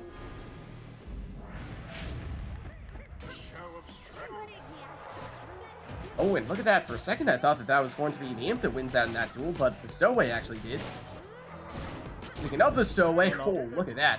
The range throw followed by Savage Salute meant that Lag could travel quite a distance there, but of course did end up plunging, and so has lost the stowaway for this series. Though may not need her in this occasion if there are no defenders to stop him. Gets a 25 damage throw there.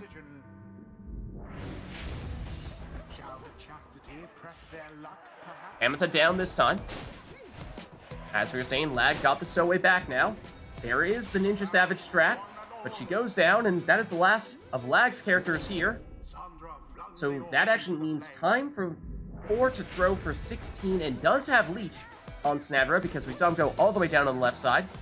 So, 8 higher life back for Core as well. Throw intercepted.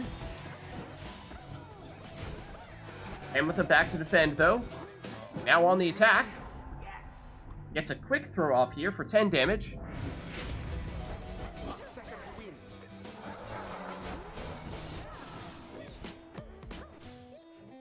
Lag banished. So is Pamitha.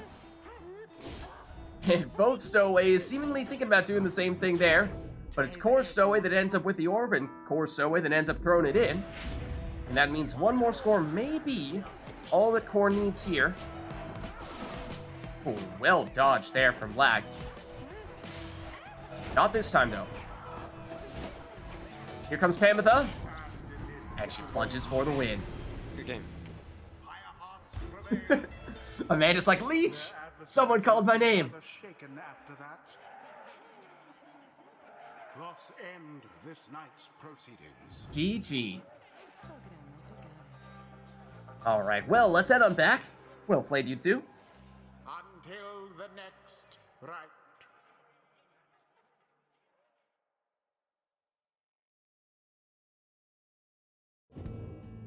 Alright, and we'll reset ourselves. Otherwise, chat, let us know if there's anything else you would like to see or hear.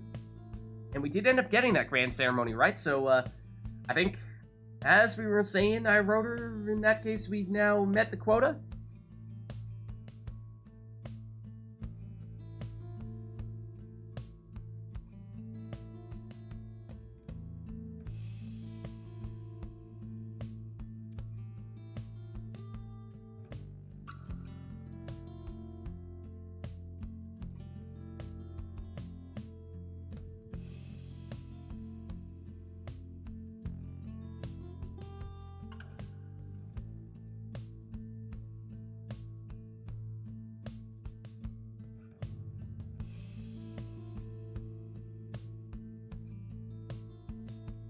Alright, well, let us know if there is anything you'd like to see, because at the moment, not seeing anything. Then again, we've had some pretty nice rights with these two just taking what other teams they'd like to take. So maybe you guys are thinking, well, let's not mess with that. In which case, let's do just that.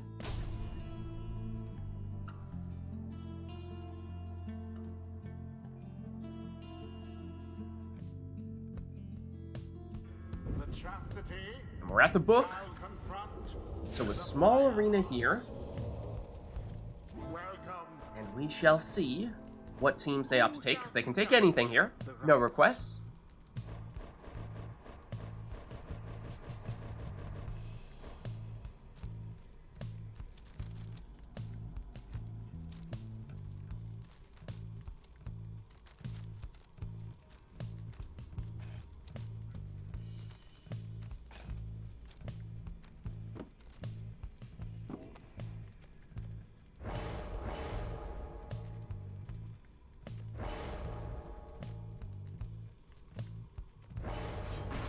Exile. Lag with Saxiana first.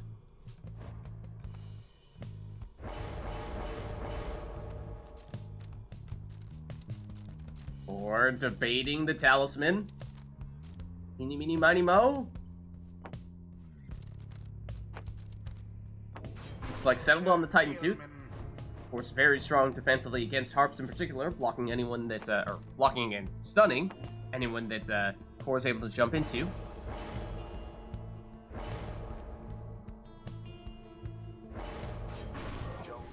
Then a big Aura Jodariel for Lag.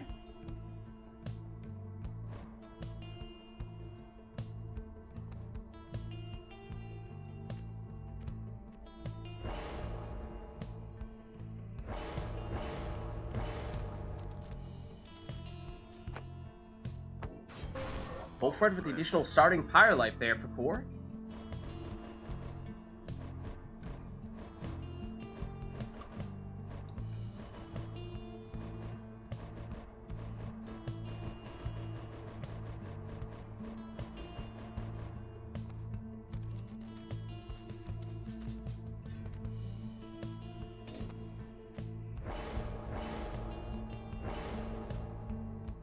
Then Lag with the power casting Snadra, and is this the first time we've seen Snadra in the new Chastity robes? I feel like that's the first time we've seen a pink Snadra. Then Core with a quick throwing Bertrude. And here we go. Commence. Alas for Gilman. Saxiana. She's blocked. Bertrude. Can't get the throw off in time. Jody to Snadra. Over to Saxiana. Saxiana sidesteps one defender. but is blocked and stunned with Titan Tooth here. That means Core can banish her. Now Bertrude on the attack, though Jody able to cut her off. Snadra pops over that cast, but not over that. Gilman going the other way now. Saxiana not quick enough to catch him, so he'll plunge here for 15.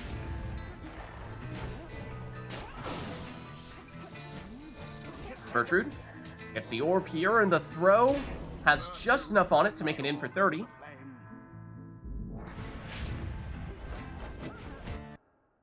Oh. There we go. Gilman's throw hits the mark here for 15. Titan Tooth stuns Saxiana once again. Core with a little bit of time here, but not enough to get a score, though. Titan Tooth for another stun. Orb just barely on the edge of that sapling, though Lag still able to pick it up. And looking, jump in here with Jody. Vanishes the defender, although Bertrude comes back to take Jody out. Bertrude, her throw is wide. Snadra by herself here. Holds off long enough to get Jody and Saxiana back. Here Saxiana brings back Snadra, but she goes down. Snadra also goes down, so that means just Jody to defend here for Lag. Meanwhile, Bertrude on the attack and may have just enough range. Core moving in a little bit closer just to be sure. And lands this throw for 30.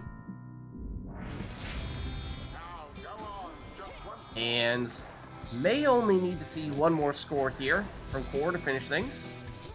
Lag with Saxiana. She goes down. Gilman against Jody. Jody stands up to him here.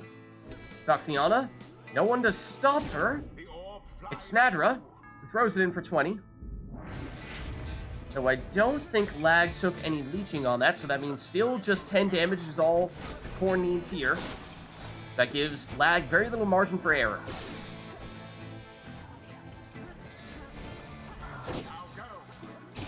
And there is a Gilman throw, and that means Core will take the win. Good game. Most excellently done this time, I must admit. The rite is complete. Alright, let's head on back then. We'll play you two. Until the next rite. And we do already have some requests lined up here. That being, no talismans. But you get to pick whatever skills you'd like. Anything else you have in mind to combine with this stuff, iRotor?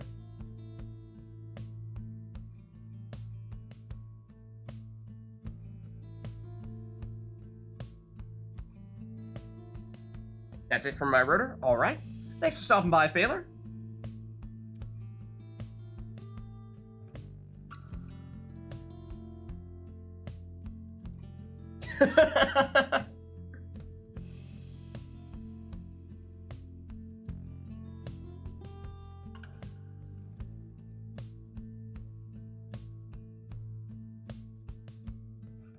I think the point of the skills request was just to make sure that no one else jumped in and did something. It was a protective request. Yeah, I want to make sure that you guys can still use them.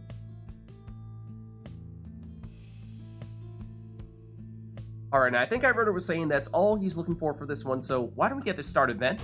Most notably, no talismans. Oh, and Orsis, can I request random exiles? You can. Assuming that, I suppose that is still consistent with iRotor's request. I mean, we do still have time here before we actually select. I mean, we now know we're on the boat, but we can head on over to Discord here and do some random exile requests. Okay, well, she says she'll leave it for next time. Next time? Okay, no worries. We can wait. Maybe the boat is chaotic enough. Alright, fair enough, fair enough.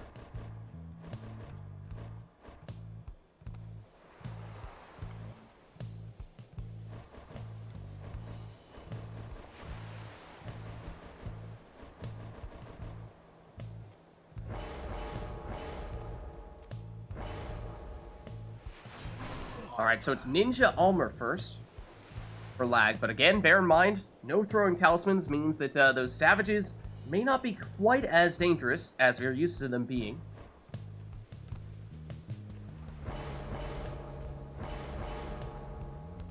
No talismans for Raji either, but of course, Imp's still strong defensively, even without our Webbed Landthorns or Titan Tooths.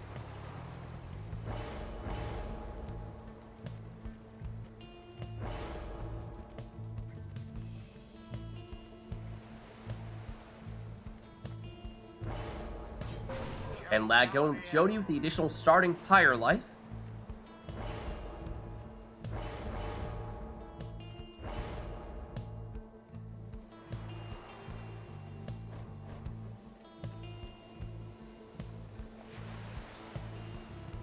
Or thinking Worm, but debating what the best option might be skills-wise.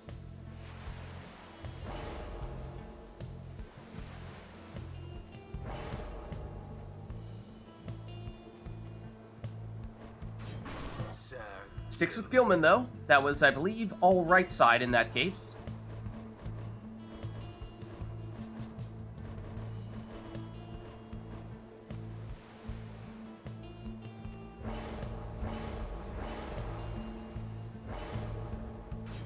That goes with a second demon this time, though instead of the additional starting Pyre life, I believe went with the additional presence.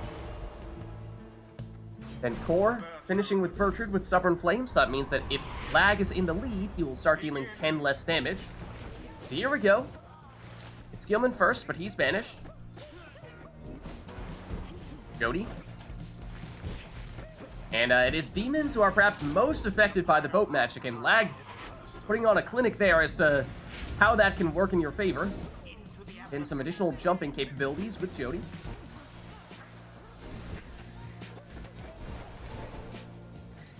And lag able to defend there, but keep an eye out for Core's portal. That is a very dangerous location. Core gets the orb and goes through it. He is more or less already in lag's Pyre. And there we see it. Send up the 30 damage throw.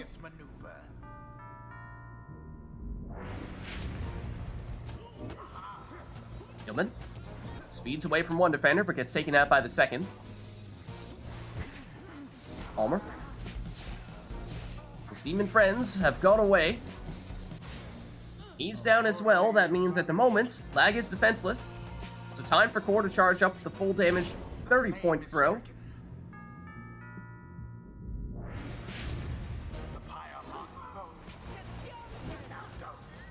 Gilman. Four. A couple of scores here now, in quick succession. Almer down. Jody down. Bertrude versus Vids Palette. Lag saw it coming. Bertrude does make it in this time for a 30 damage plunge. Does mean she's out for this series, though. She did not have prayer beads, of course, with no talismans in this match. So numbers advantage in that sense for lag. Though, of course, if Core is to score again with Bertrude, then that would be all he needs to finish this one off, and does manage to get a score off here for Gilman, lowering lag to 15, which means that just about any character could get the winning score here, as long as it is full damage for Gilman or full damage for Raji. Here is Gilman. And he jumps in for the winning plunge. The Pyre-Hawks prevail. Their fire yet burns with vigor and resolve. The rite is done. GG. Well played, you two. Let's head on back. Until the stars align. And here is an Nora's request for random exiles. Alright, is there anything we'd like to combine with that? We've got the random exiles. But anything from talismans or mastery standpoint, or of course anything else, arenas, songs, the like. Not from an ore, okay. Well, let us know, chat, if anyone would like to add on to an ore's request there.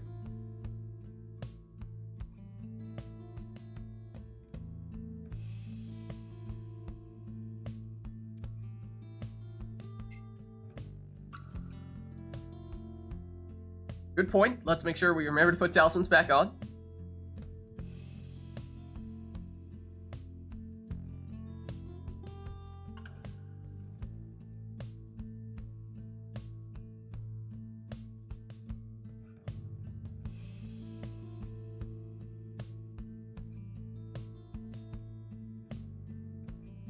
Alright, not seeing anything else at the moment. Why don't we take a look in Discord and get ourselves started with those randomized exiles. So as a reminder, what we'll do here is we'll randomize the characters that each player has, and we will also make it so that the order in which the exiles show up will be the order in which they will select those exiles. So for example, if, say, Gilman pops up first, then Gilman is the exile. They will take first in that case. Would you guys like to do it yourselves, or I can enter it for you if you'd like? You can just do it, I guess. Okay. Let's see. So, who shall we start with? Who'd like to go first? Who's player one? Lag's player one right now, right? Yeah. So let's do Lag first.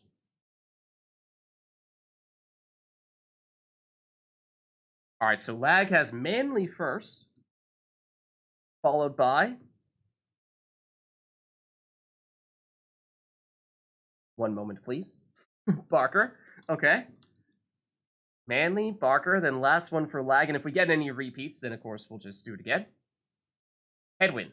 So Manly, Barker, Hedwyn, in that order for Lag. That's a pretty well-rounded team. Okay, then now for Core. First one is Udmilda. Second one is Tamitha. Okay.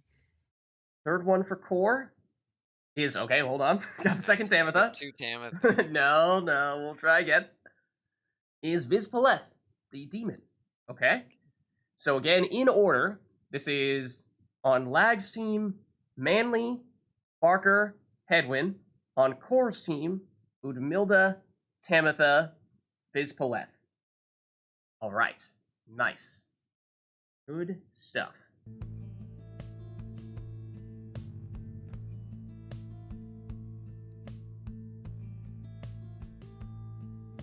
And Lag, if you want to do random talismans, we can for this one as well, if you'd like. Next time. Next time?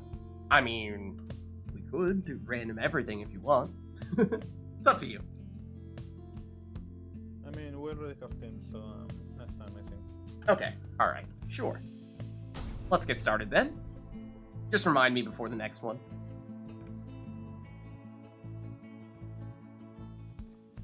Yeah, so I think in both cases, both players got some pretty reasonable teams from the randomizer. Nothing too ridiculous. In Lag's case, I think it was Manly first, right? Yep. And we've seen Lag take Manly previously. In the first spot, it's a little unusual, but it has happened.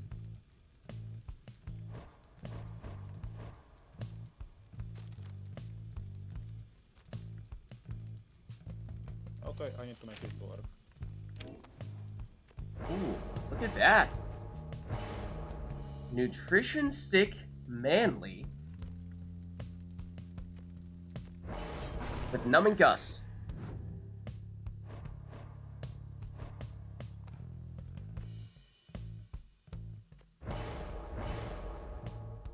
And it's Udmilda going in the first spot here for Core.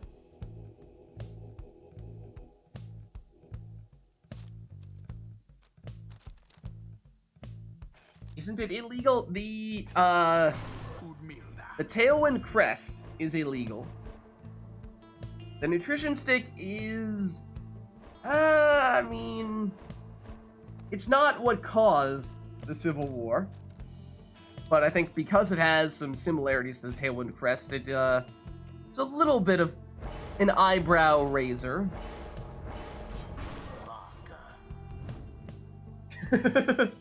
There you have Honor's determination.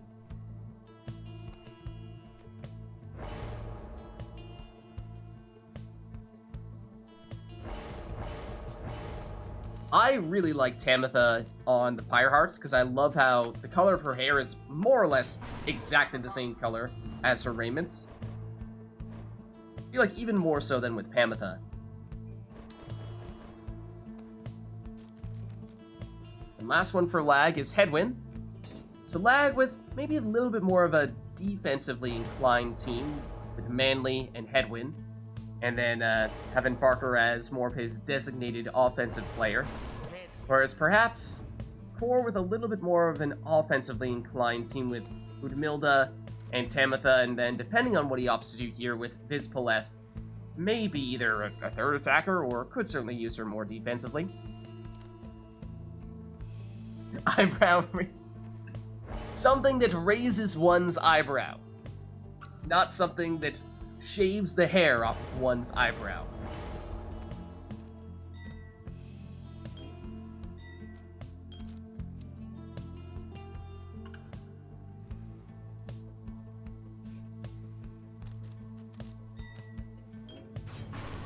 Alright, then it's a quick throwing Vids. So yeah, that looks like a very aggressive setup there from Core. So a bit of an offense versus defense showdown here. Here comes Parker. Oh, and he's got the speed to make it in here.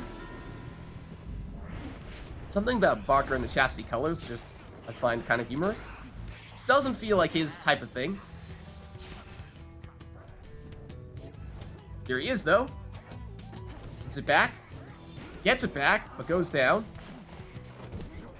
Ooh, clever switch there. Using the Harp Salute. Here's Tamitha, although Barker scoops it up.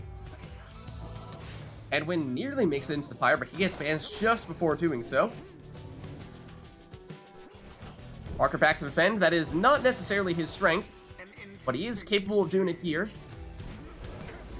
Offense is more where we tend to see him playing a bigger role, but he's blocked this time, and Titan Tooth as well. No. Ooh, big double banishment there for Core. Numbing Gust is active, slowing him down, and that is enough to give some time for Lag to recover here. Shields off the attack. Gives it up, ooh, to Parker, who seemingly had an opening there, but not quite enough time to make it into the Pyre. Manly charging up the throw, but he goes down. Parker brings him back. Bertrude leaps the other side and makes it in for a 30 damage plunge. Manly gets it, retreats, and goes the other way. He's elusive. Edwin can't avoid Vids. And Umilda, a big 30 damage plunge there, leaping in. Rena gets smaller here, so our players with significantly less room to maneuver. Particularly noteworthy given how we have several characters with large auras, like Vids, like Manly, locking down even more of the space. Vids unable to make it through this time. Parker, ooh, had an opening there. Ran out of stamina before he could make it in, though. We milled it down. Edwin down. Good banishment there from Manly. Tamitha blocked, though, but she has Titan Tooth, so she'll stun the defender. Yet it is that defender that gets the orb back. Picks it up to Parker. Well timed to avoid the cast, but Vids able to recover. Double banishment there from Hedwin. That's big. Make that a triple banishment. Time now for Lag, perhaps. Just a matter of how he chooses to make this score. The answer is with a throw from Manly for 25. That means Force and Lag will keep everyone in for this series. But loses everyone here, and it'll be some time before he gets them back. Numbing Gust will slow Core down, but not enough to stop him from plunging for 30 here. Arena gets smaller still. Edwin down. Tampa with the orb. She's blocked, though with Titan Tooth, she stuns the defenders, gets rid of one of them, but that creates a sapling which banishes her. Edwin versus Udmildo. Udmildo nearly made it in there. Edwin. Manly. Manly down. As well as Hedwin. Just Barker at the moment for Lag. Barker gets Hedwin back. And Core makes it in, which triggers Lag's rekindling. So Lag now on to 10 life, and that is, of course, going to be the final of Lag's life bars. And so one more score would be all that Core needs to finish this one.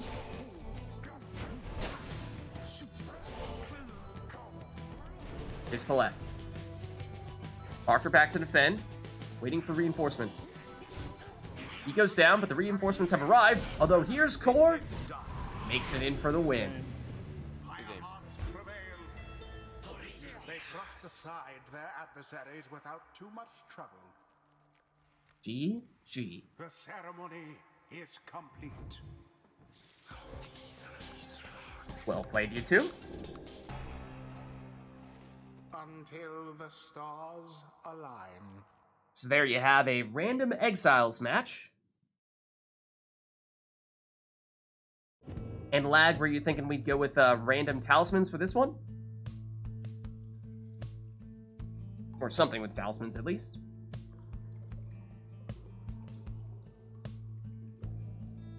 Or no. No praising it that shall not be named. Bad Core. Yislak. No! Get out of here!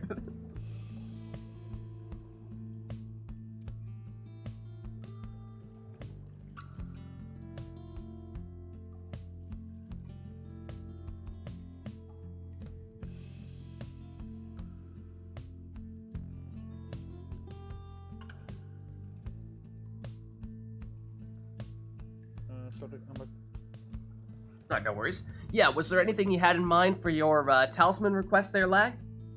Yeah, mine was just like didn't customize stuff, so I'll do it. Oh, okay. Custom myself. Okay. I can maybe get out soon if someone else wants to play, but I can also stay for a while as well. Okay. So if someone wants to get in for the next like maybe 2 or 3 more matches. Okay. The chat, heads up, Core is willing to swap out if anyone is looking to get in soon. Same for me. Same for Lag? Alright, well. Got at least a few more in these two, I think, or at least certainly this one here with Customized turned off, and that is always a fun matchup here. So that means they will get random Exiles, Masteries, Talismans, and we won't even get to see what they are in advance, so it'll just be a surprise for us, which is always fun to scurry around and try to figure out what exactly they have for their setups, and always a few things that we don't realize until the very end. In some cases, things we don't even figure out by the end of the rite. So in that case, let's get going.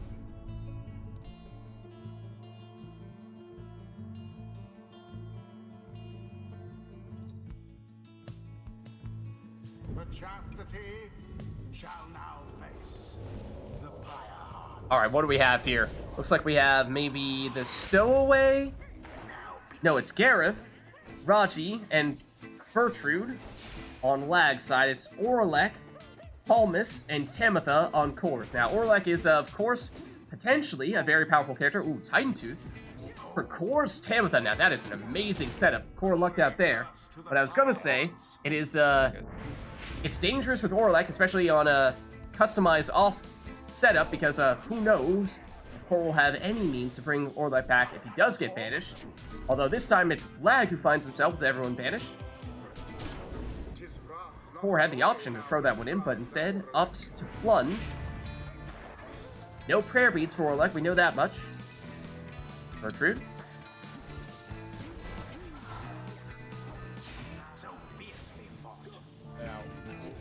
Tamitha.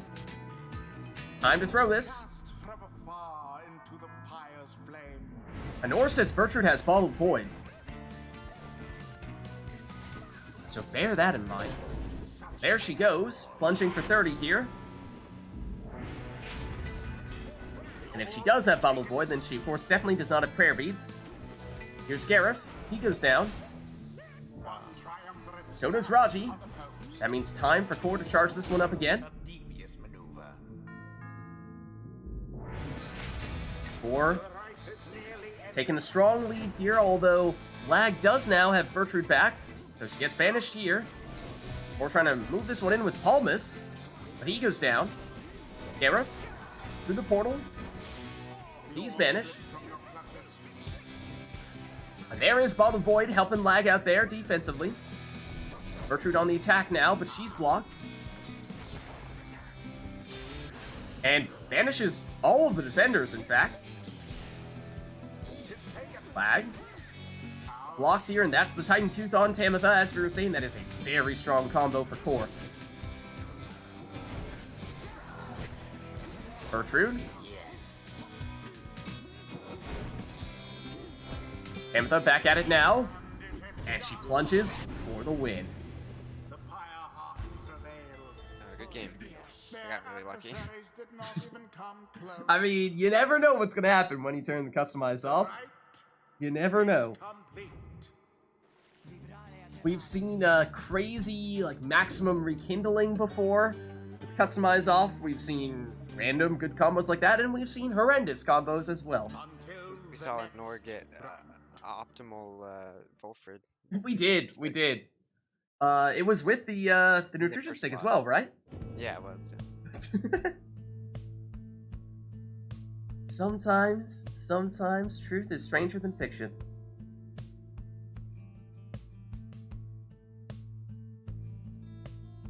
Alright, well, chat, let us know if there's anything else you'd like to see between these two. I think, as we were saying just earlier, that either one of them seemed to be willing and able to swap out if there was anyone in chat looking to get in. So let us know if that is the case.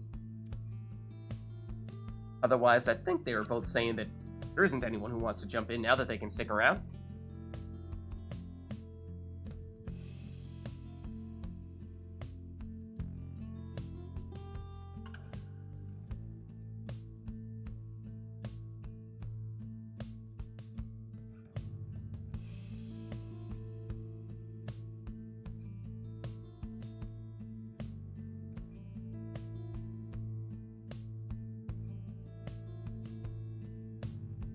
Make sure to turn back on customize. Unless you. Yes.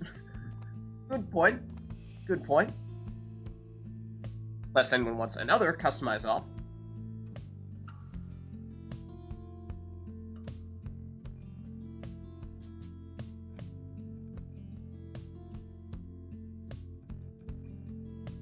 But it doesn't look like it. Looks like we'll just have these two take whatever they want to take for this next one.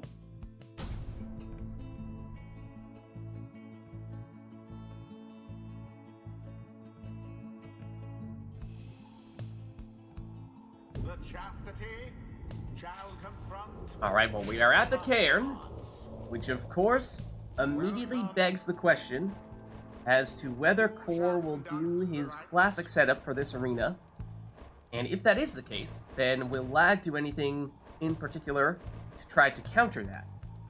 Of course, we did see them do this earlier today, Core and Lag, and so we will see if perhaps it is history repeating itself, or might they change it up a bit here? Well, I was gonna go classic Pyre, it's triple worms, but But Karen shows up. can't say no to the care.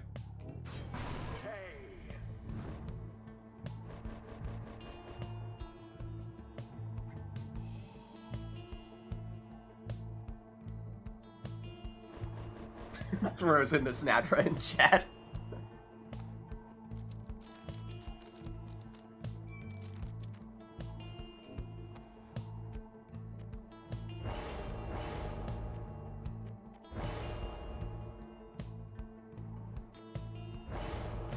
Oh, and look at this!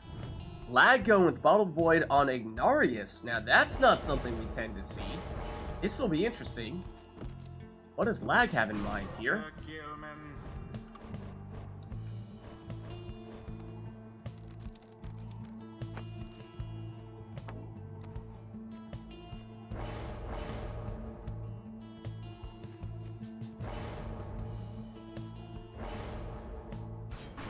And he does take Sacred Bond with Headwind, so he does have a way to get Ignarius back and trigger that Bottled Void.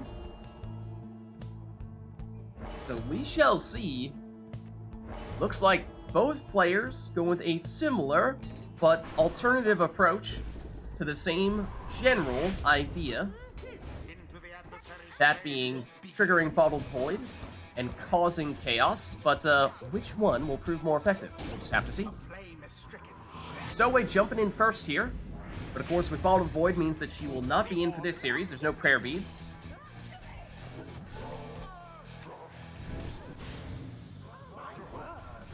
And Ignarius doing a lot of banishments, although Gilman nearly quick enough to counter for the score. Righteous fire. Stowaway jumps in here. That means she's out for this series, though. He is close. The other Stowaway playing Leapfrog, but is intercepted. Ignarius to Headwind. Back to Ignarius. Headwind down. Ignarius brings him back, although Ignarius goes down here. And he gets brought back. Here he is. Brings back Headwind. Goes down. Stowaway. Ooh, jumps into the cast there. That does trigger her false step, so she comes back. Tries to throw this one in, but she gets intercepted and banished. Now it's Ignarius and Headwind on the other side. But they both go down. Time perhaps for Core in that case to throw this in for 20. Thrust into the fire.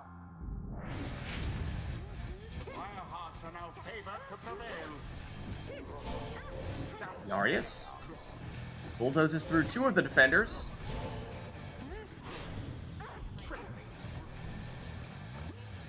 Has it here Ignarius and plunges for 30. adversary's flames.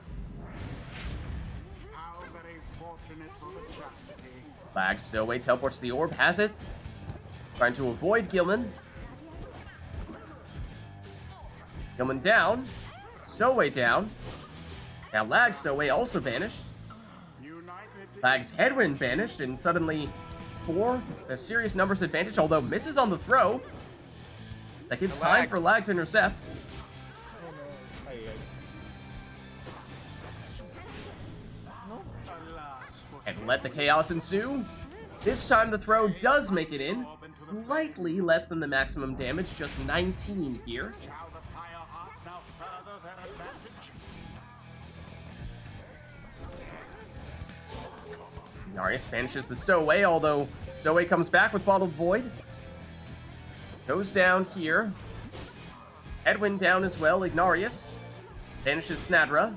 Gets banished. Stowaway goes down as well for Lag. Time perhaps for Core to throw this in with Gilman. Sir Gilman Does so for 15 damage. Lag Stowaway teleports but gets banished.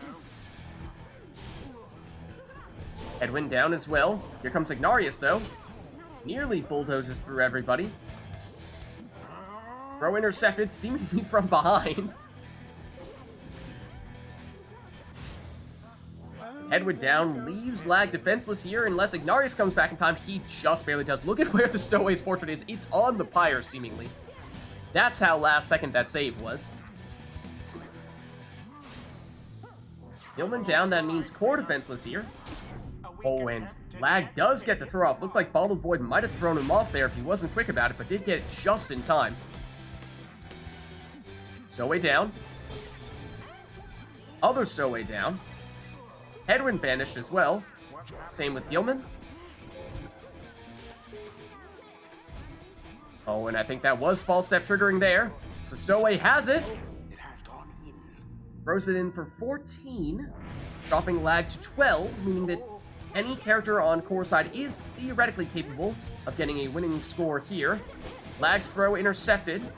Gilman, he's on that list, but his throw is off the mark here. Stowaway banished as well.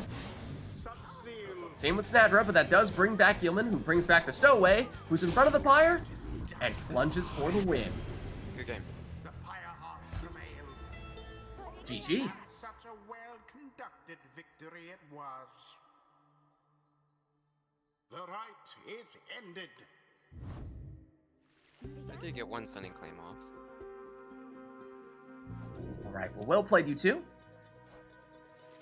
Until the next rite.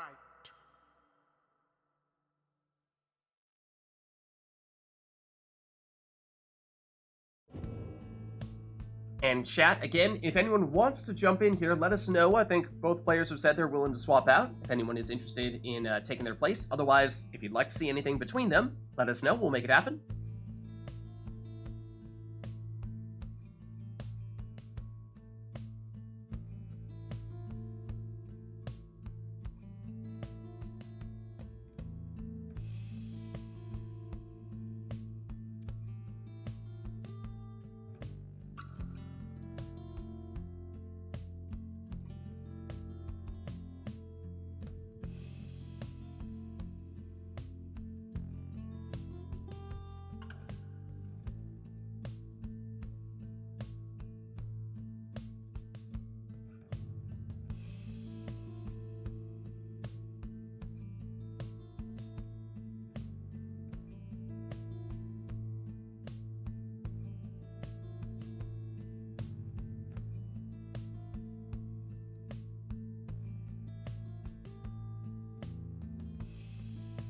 Alright, not seeing any requests at the moment, so let us know if you have any last-minute thoughts there, chat. Otherwise, we will get these two started and just have them take whatever they'd like to take.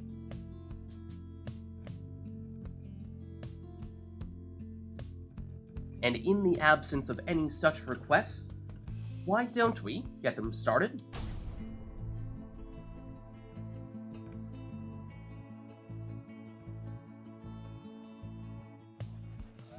And I hear the imps.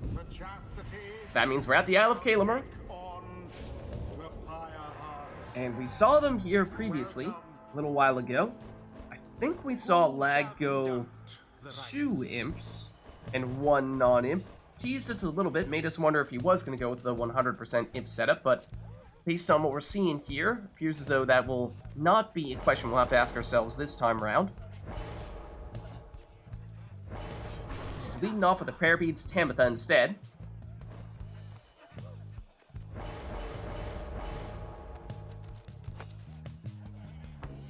Or last time said he was thinking about going for Triple Worm, but then saw the Cairn and said, alright, hold on, that'll have to wait.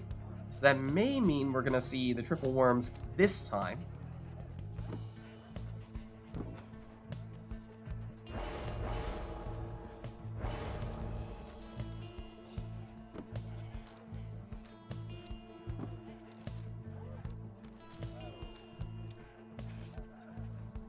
Heads up that you still have 1 additional mastery, yeah.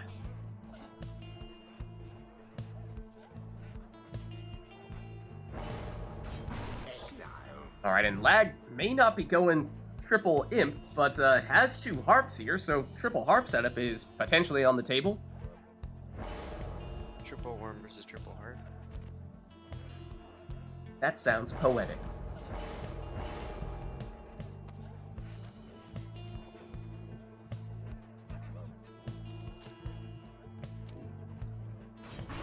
It's an exploding deluge.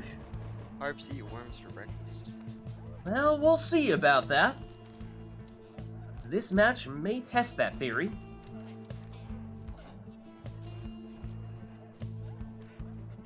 Maybe they do that in the Commonwealth, but in the downside, perhaps anything goes. It is triple harps there from Lag. I wanted to announce publicly, I don't know if it was apparent, but I enjoy playing worms.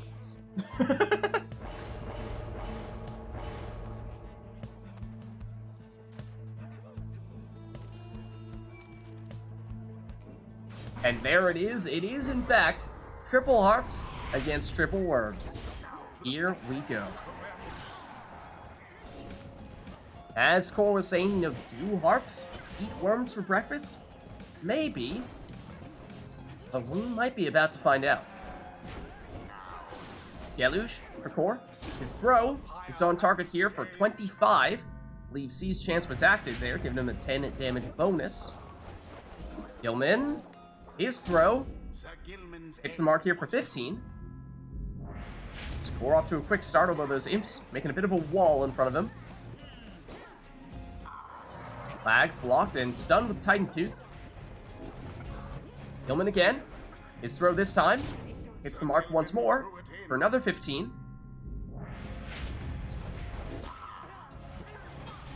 Hamatha down. That leaves Zoxiana. Gets the orb, but she's blocked. Gets it back, but she goes down here. Hamatha, now Hamatha back as well. Blocks Lady River. Zoxiana. And it's Tamatha who does the honors here. And she had prayer beads, that was the right character for Lag to score with. Here is Tamatha. She's blocked with Titan Tooth, so she's stunned and banished. Tamatha against Lady River. Lady River gets the throw off and has Righteous Flame, so not only is that 15 damage, that's also 10 leech as well. Zoxiana. Tamatha. Order sister. A little bit of room here. Nearly makes it in, but she gets blocked and stunned with Titan Tooth. That gives Core some time here. Gets off a 15 damage thrown again. That is the 10 leech as well. Zoxiana's blocked. Ametha able to defend successfully here. Gets the orb back. Passes it over to her sister and gets it back. Back to her sister here. He's blocked once again with that Titan Tooth. Means the Core has some time, and that's all he needs. The Pyre heart prevails. What a glorious performance, I must say. The rite is done. GG.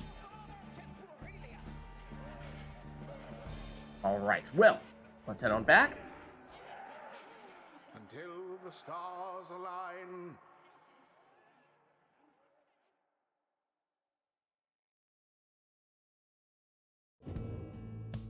And of course, chat, again, if anyone wants to swap in for either Lag or Core, I think they were both offering previously. Just to check in on you two, do either of you absolutely need to swap out at this stage? No, I can stay pretty much the whole time. Okay. Lag, how are you doing? Get it. I can stay for now, yes. Okay. Although, yeah, if anyone wants to step in, I can. Alright, so sounds like more of the same in that case. If anyone is looking to get in on the action, they can do so, and either of these two are willing to swap out. Otherwise, they're around. And Liz, if you want to play, you know. Ah. I'm just an old man. Back in my day, we used to play this Pyre game on the telegraph.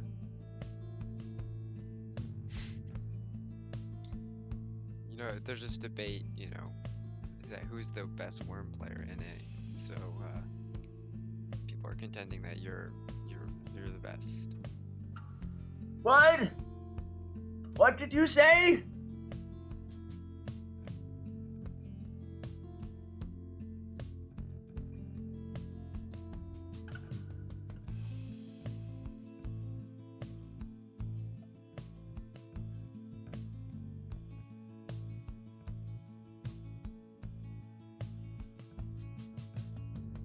Alright, well, not seeing any requests here from chat, in which case, I think we're just looking at sending these two back at it, with them taking what other teams they want to take.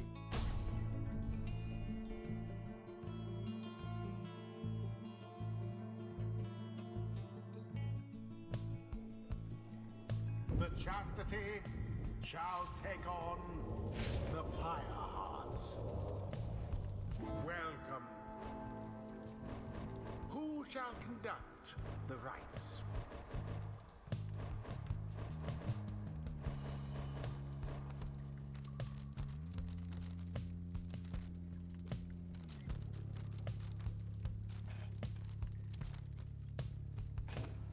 Oh, and what do we have here?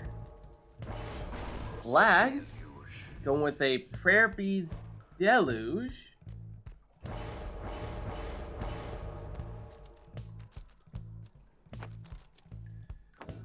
Four, going with a Titan Tooth Gilman.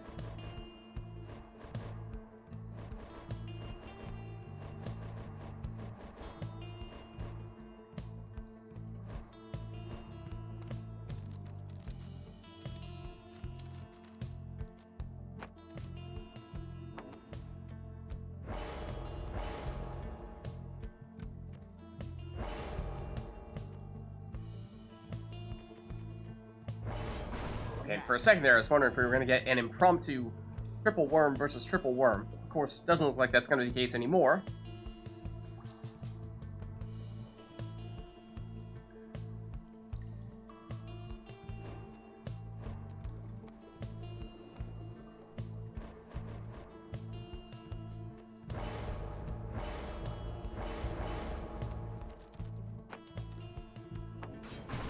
And a Luminous Idol Saxiana. She will get all of her stamina back whenever she picks up the orb.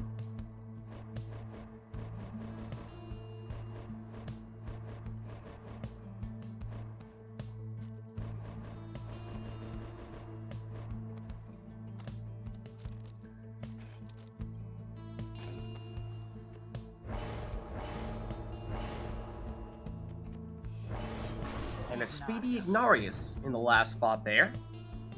For Lag.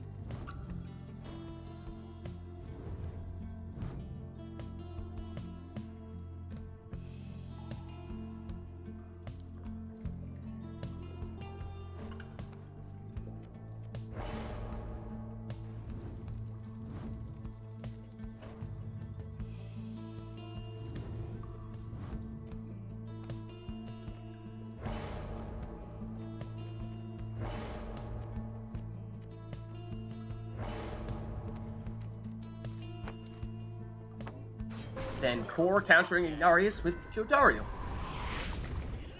Taking some additional starting Pyre life in the process. Here is Ignarius. Over to Deluge. He's down. So is Ignarius. That leaves just Manly back to defend.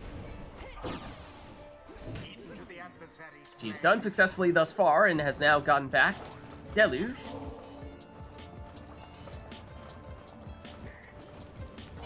Deluge, waiting patiently.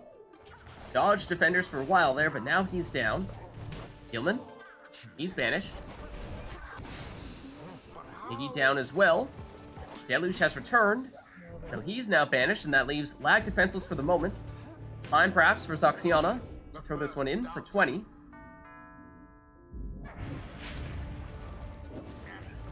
Worm versus Worm. Gilman's throw is on target here. Slightly less than the maximum of 15 damage for just 14 here. Gilman says, no thanks, I'll keep it. But he does go down here. Ooh, and Ignarius, quick dodge that time. But he gets banished this time here. Zaxiana, banished, nearly bounced off the wall into the Pyre. Worm versus Worm. Gilman's throw is slightly short. Attempt number 2 is also slightly short. Deluge. He's banished. And, Zaxiana with a series of banishments there, but the sapling, I think, is ultimately what takes her out. And here's Deluge plunging for 15. Gilman sneaks in with a 15 damage throw.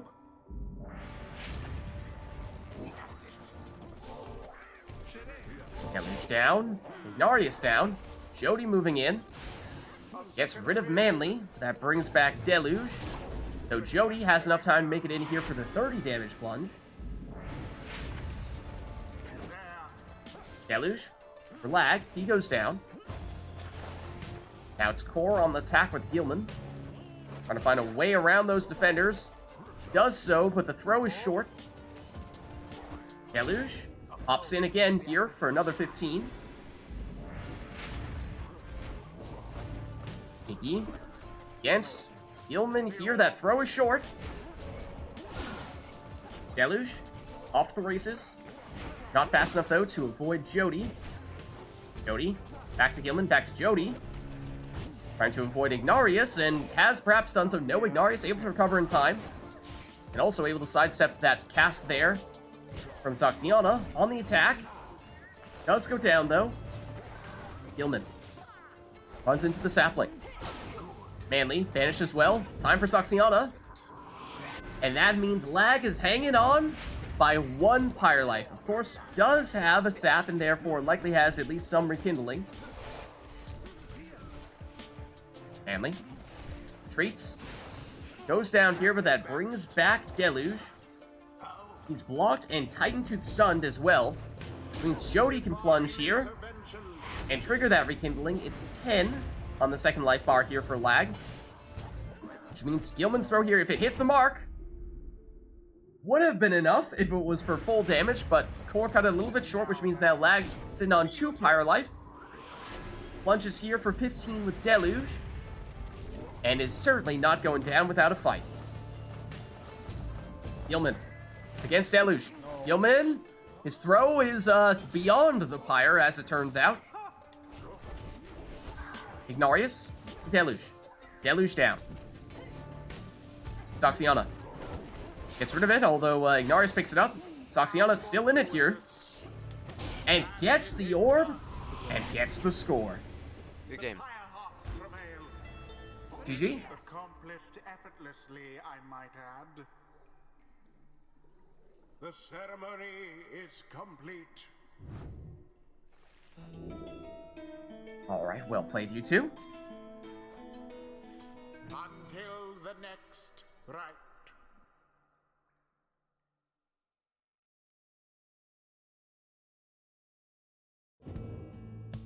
Alright, as always, chat, let us know if there's anything you'd like to see for the next one. And, like we were saying before, let us know if anyone wants to hop in which case, seems like either player is willing to swap out here.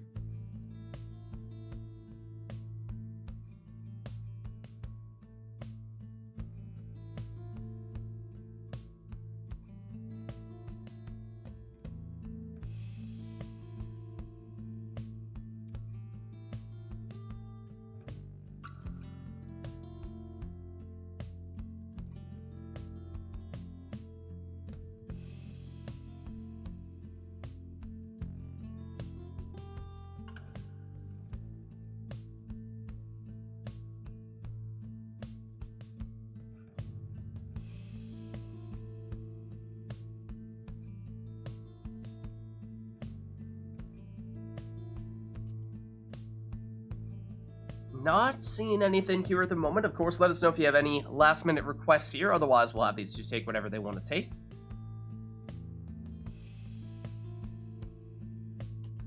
In which case, why don't we do that? Let me request book. Oh, okay. Sure. We can do that. We can still do that. Unless it is book. Hold on. Unless we happen to get booked. Yeah, let's see. Oh, it's Bridge of Gold. Cool. What? The chastity. No, it's not. Wow. It's the book. Nice. Called it.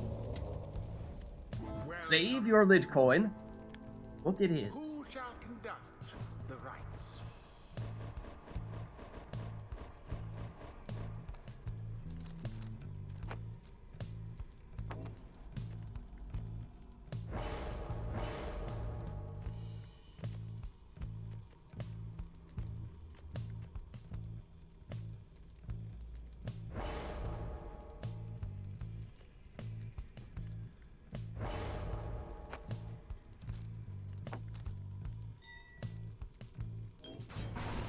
Lag starting with a quick throwing Raji here.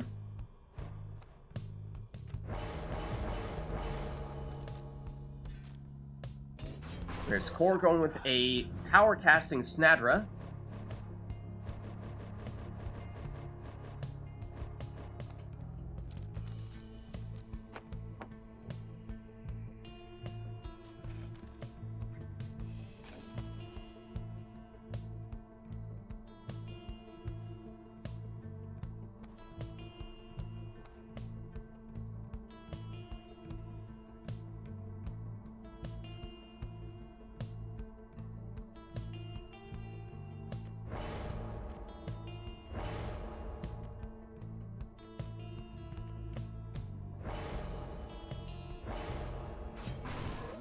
And Lag going with a second imp here.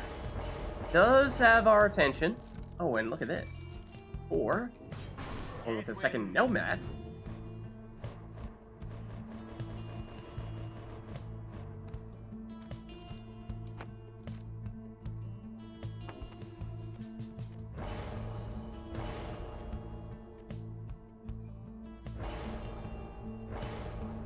And yes, it is as we might have expected. It is 100% imps on one side for Lag. And then if Core locks in Lendl here, that would mean 100% Nomads on his side. That it is. Alright, here we go. Imp versus Nomad showdown. Two classes that tend to be best known for their defense, and, well, perhaps not so surprising in that case that we see our first score comes from banishing all the opposing players.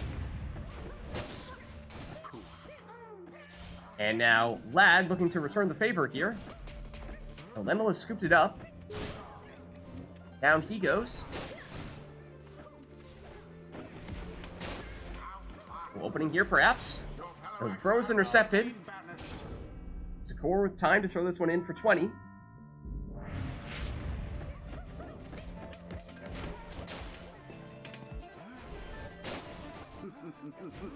Messenger in. He's down. That leaves just Tizo on Lag's side. That may be all he needs here, because he takes out all Core's characters, meaning time for Raji to charge this throw up for a full 25 damage.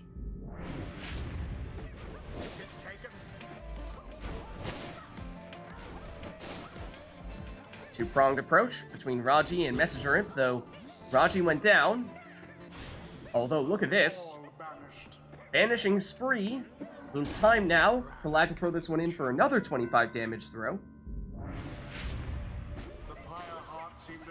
And in doing so, Lag takes the lead. Lag jumps over that cast there, has a very dangerous portal. Which now moves. Oh, look at this. On the attack, and that is an extremely quick throw there. With 25 damage and seemingly snuck right past the defender. Banishes all of Core's characters here. Time, that means, for Messenger Imp. Charge this one up. Now, he only has 15 damage. Got 25, and that is the difference between that being a winning score and Core lasting with 10 Pyre life here. So, Core breathing a sigh of relief here. And Snadra plunges for 20, and mind you, I do believe Core had some leech. So Core back up to 20 Pyre life, which means depending on which of the imps it is, it may be enough damage, and in this case, it is. The chastity prevail. A rite conducted with aplomb. Thus end this night's proceedings. GG. Alright, let's head on back. Until the stars align.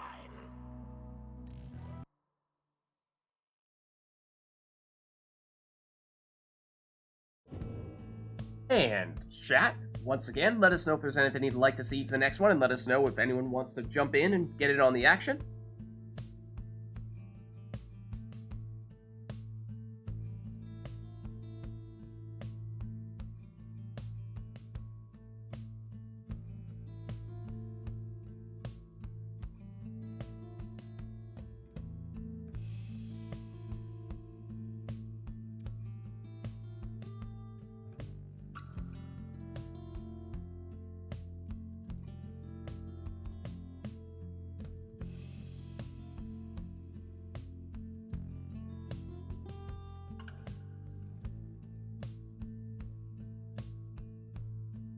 Iverter says, a little too tired to jump in today. Okay, no worries, no worries. Yeah, it looks like, let's see, we know Honor is unavailable at this stage. Iverter's saying he's unavailable as well. We may not have too many other people in chat who are capable of replacing these guys in that case, and so, in the interest of not, you know, having you guys play until, you know, you're falling asleep at your keyboards, that may mean that we may be looking to keep things a little bit on the shorter side here. Core, Lag, how are you guys feeling? If it is just going to be you two, for the rest of the night, how much longer you feel like you can go here before you start to have your fingers go numb?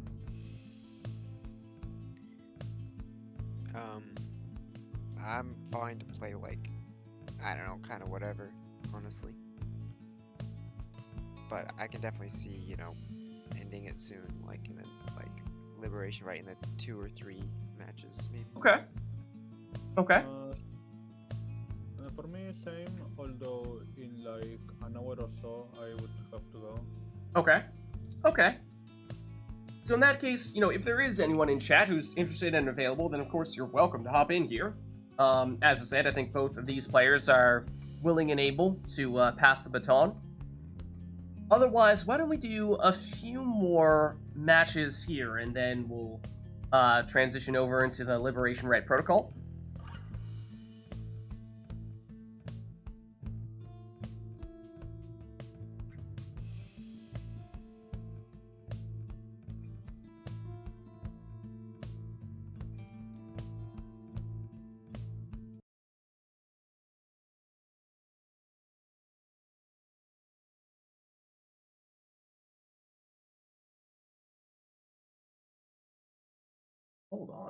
Hold on a second.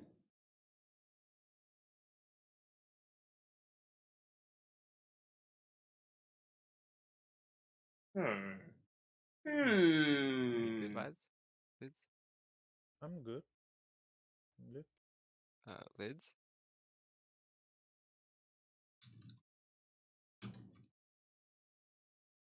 Okay.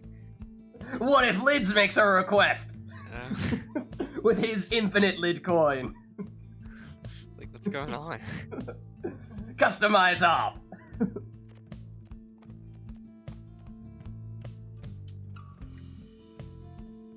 Alright, so that should spice things up a little bit in that case. Okay, so let's see what we end up with here. Of course, we saw it a little bit earlier today, but it is always fun to see what random concoction Pyre brews up for us.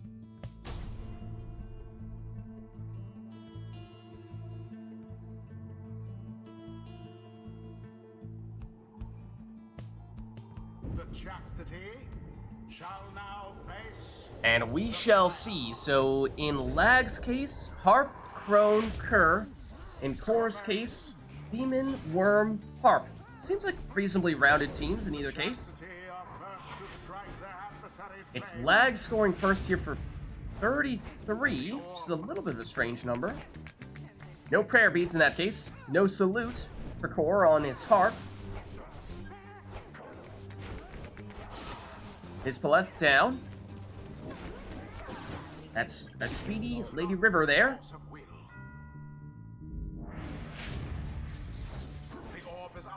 No truth. Back for this series after plunging the previous one. Rookie sidesteps the banishment. Gets banished this time. That means no one back to defend at the moment here for Lag. So time for the throw for the full 20 damage. Looks like no. Oh no, there is a salute for Vids Palette. So Brazen Manor is a possibility for Core. Meanwhile, Pamitha trying to brute force her way into the Pyre, but can't do so this time. Pamitha, banished. Lady River off to the races here. Speeds in for a 15 damage throw. True. She goes down.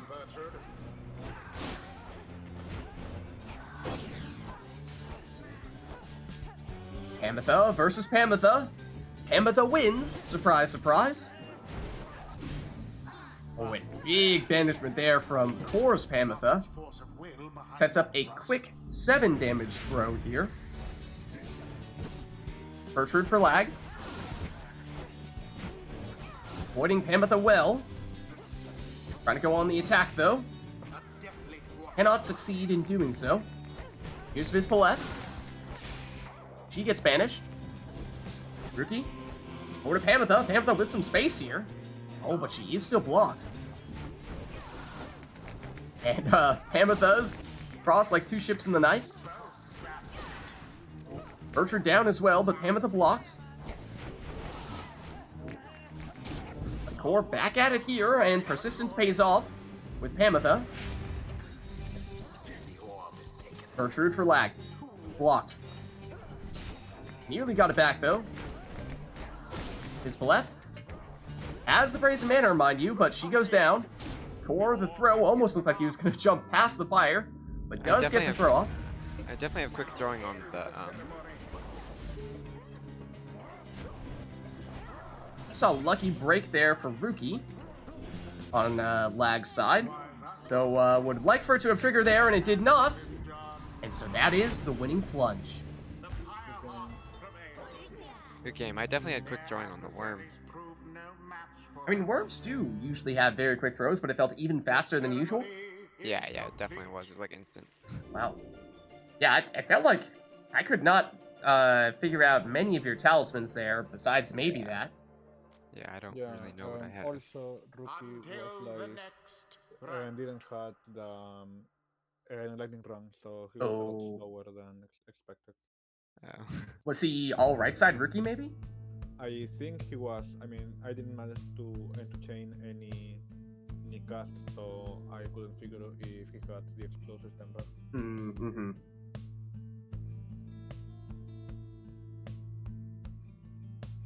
Alright, so like we were saying before, chat, I think we might end this one soon, in which case, why don't we make this one our penultimate rite? Our second to last rite, meaning that this will be the last one in which we take any requests before going into our Liberation Rite protocol. So if you do have anything that you want to make sure that we see before this night is done, then let us know, we'll make it happen. This will be your last chance to do that, of course. Is Amanda still here? I'm not sure. I don't think I've seen her in chat recently. Thinking of going Super Leech Team or something along those lines? If you do, then you may summon her. No, I was just saying for the liberation, right? Oh yes, true, we were talking about that before.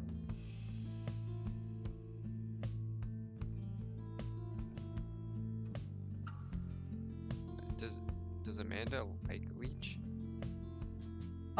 Like may not be the word I would use. Lives for leech might be a more accurate statement.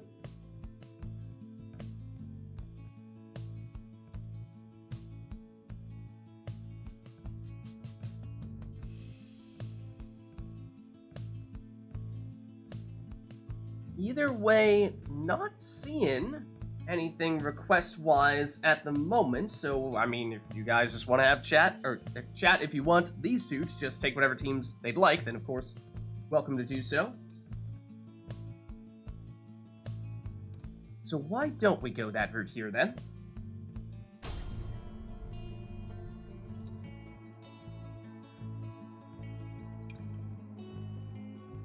Oh, and, yep, we got, I don't know, what may have been hate raid stuff happening a few minutes ago. Oh, I turned customize off. Hold on. I forgot to turn it back on. That was not intended. You can choose your team. You can choose your team. Okay, good, because I didn't want to play on the pit in the lead. There you go. Nice, peaceful Bridge of Gold. Nothing too crazy to worry about here. Very neutral arena to take whatever you'd like to take.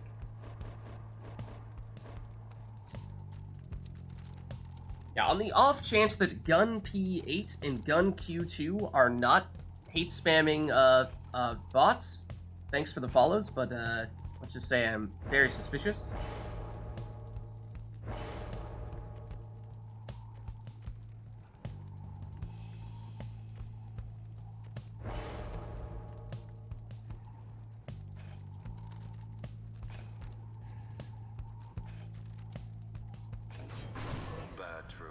Alright, it's Bertrude first for lag.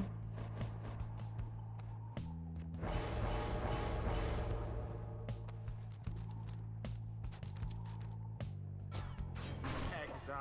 Ooh, then it's a legendary talisman for Zoxiana there. Don't see too many people taking the Trieste's Plume all that often, although I do think it's still one of the better legendary talismans. It's just that in so many cases, Prayer Beads outshines it, and it's hard to compete against Prayer Beads, of course.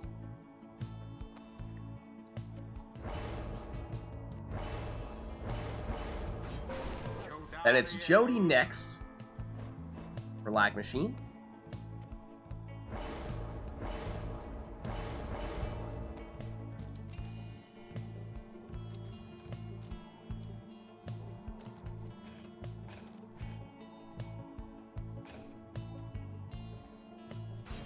And oh boy, a maximum rekindling, and I mean maximum rekindling, full Fred there, including the talisman.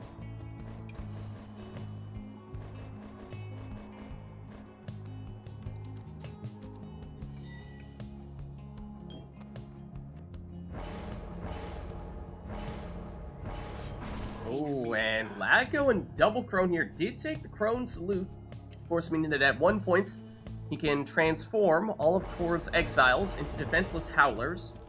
Though, if Kor continues to load up on this rekindling, which it seems as though he will do, that is easier said than done, getting Kor down to the point where all Lag needs is one more score. So here we go.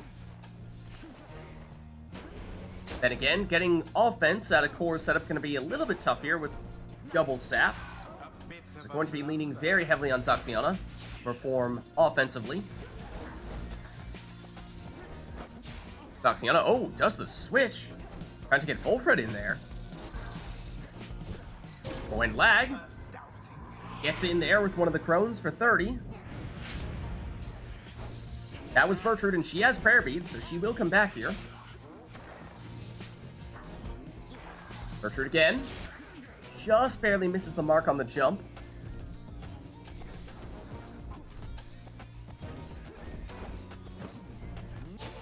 And Manly trying to switch in there, but he goes down. Jody banished. Here comes Zoxiana. She does make it in, and Trieste's Plume gives her extra damage. The question is, will she come back from banishment? The 50-50 chance she does not.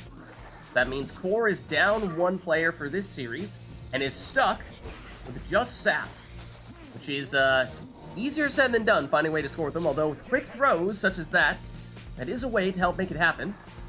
Here's Udmilda for Lag, and she throws it, and gets it off here for 30 damage.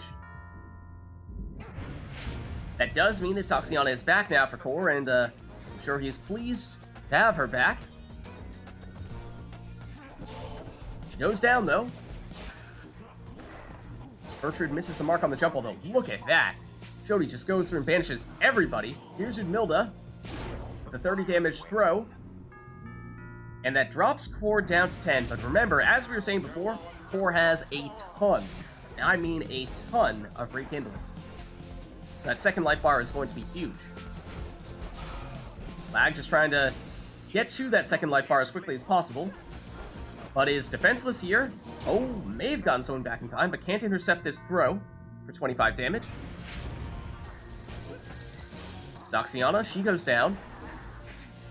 Bertrude with the orb now. Over to Udmilda. Jody. Back to Udmilda. She's down. Jody banishes one, then gets banished. Bertrude, only defender here. Against Zoxiana, who goes down. Bertrude hops in, and that's the rekindling I was talking about. It's a whopping 120. full rekindling on both saps plus the rekindling talisman. So this one is far from over at this stage. Or just looking to win this one by war of attrition. Saxiana switches over. But then Manly gets banished, as does Jody. Saxiana flies over the defender, but does get blocked. Oh, and flies over the defender again, but blocked again. Gets rid of her. Jody back, but not quick enough to stop the plunge here for 25 damage. Now, will Saxiana come back? This time she will. Again, it is a 50% chance of getting the Prayer Beads effect, so in that sense it is less consistent than Prayer Beads, though it does give the extra 5 damage when plunging, so at the very least, there is that damage bonus. Saxiana still has it here, but she goes down. Oh, and Jody just sacrifices Udmilda there. Here's Bertrude, though. Lag, oh, goes down there with Bertrude. Jody gonna banish everyone else, but goes down to the sapling. That is a well-placed sapling there from Core. And currently, Lag defenseless, although here comes Bertrude back to defend, and does take out Manly. Now Saxiana. She's quick enough to sidestep Jody. Plunges for 25, and this time will come back as well. Jody. Nilda down. Saxiana gets rid of Jodariel as well. That means just Bertrude back to defend. Lag just trying to hold down the fort until he gets reinforcements here. And they have now arrived. It's Udmilda.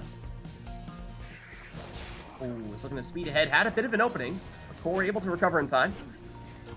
Jody, ooh, trying to banish, although enough neighboring auras there that one of those sap auras was bigger than Jody said. Speaking of saps, in the name of Solium.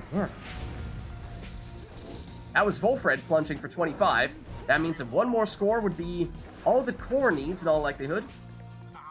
Whereas at this stage, Lag, of course, has already triggered that rekindling, but the second life bar was huge, so still has a lot more work left to do, and no one back to defend means that will finish it. Good game. GG. Their hapless adversaries stood no chance. The rite is complete. Well played. Until the stars align.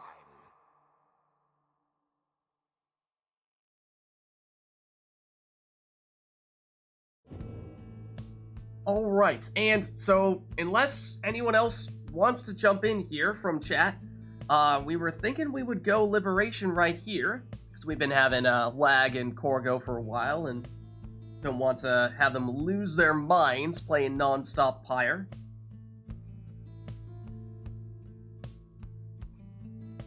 What? Liz, there's such a thing as too much. Well, let's not get too carried away here. I mean, we are banished to the downside for all eternity, so, you know, yeah, there's probably still gonna be a lot of Pyre to be played here. But, I think we are looking to go Liberation right here, in which case, that means we'll turn the sermon intro on. We will go to the Fall of Solium, and we will turn on, it was, I wrote her, we technically should put, is it the second, or the player 2's, theme? Is that the preferred way of setting this up, I think? Yeah, I think so. Okay. So, as a reminder, this will be our Liberation Rite, so that means that we won't have any requests for this one. We will just have these two take whatever their best possible teams are, and we will finish things off with our Liberation Rite at the Fall of Solium. So, without further ado, let's get started.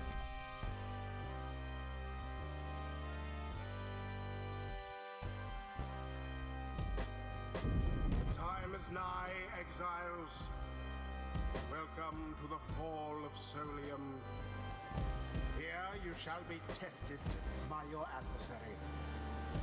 Prevail and step closer to freedom. The Chastity stand ready. Pyre heart, stand prepared. Who shall conduct this rite? Alright, so as I was saying, our final rite of the night, our liberation rite, so we'll have these two take whatever their best possible teams are.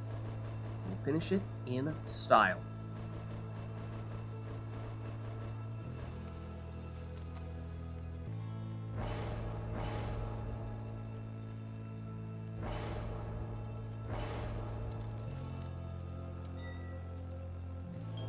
Flag leading things off with a Ninja Gareth.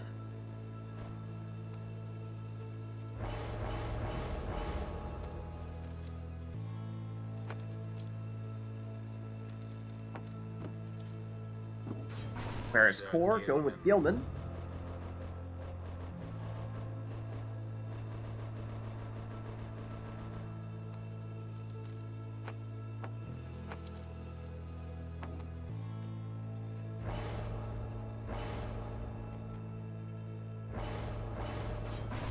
Lag following up with a big Aura Manly.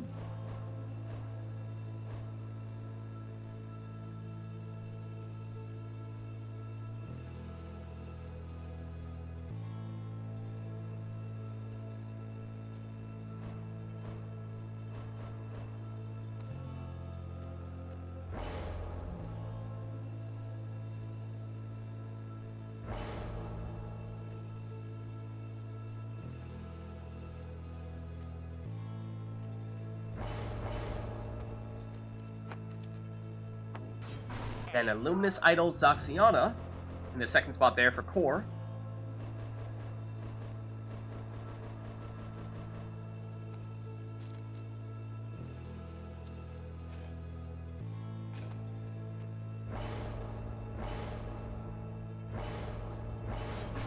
And a defensive Webbed Lanthorn Imp in the last spot for Lag Machine.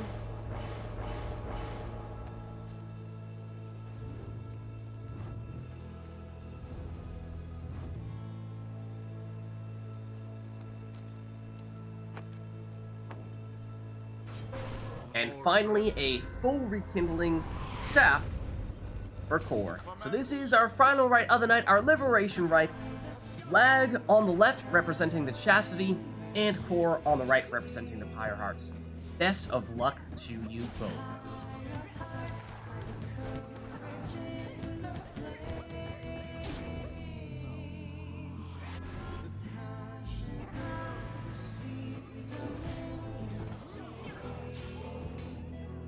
What?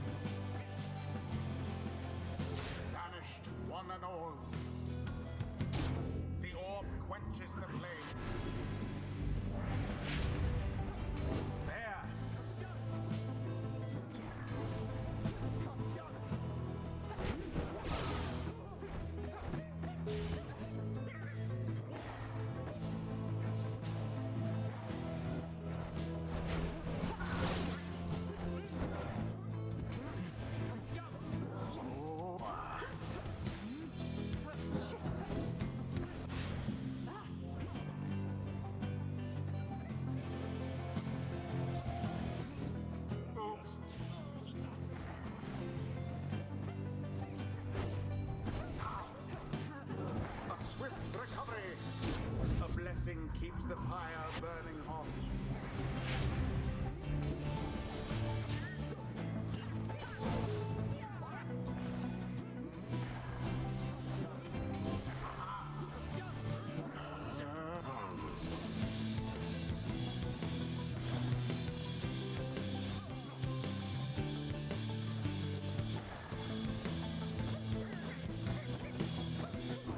And there it is, at last.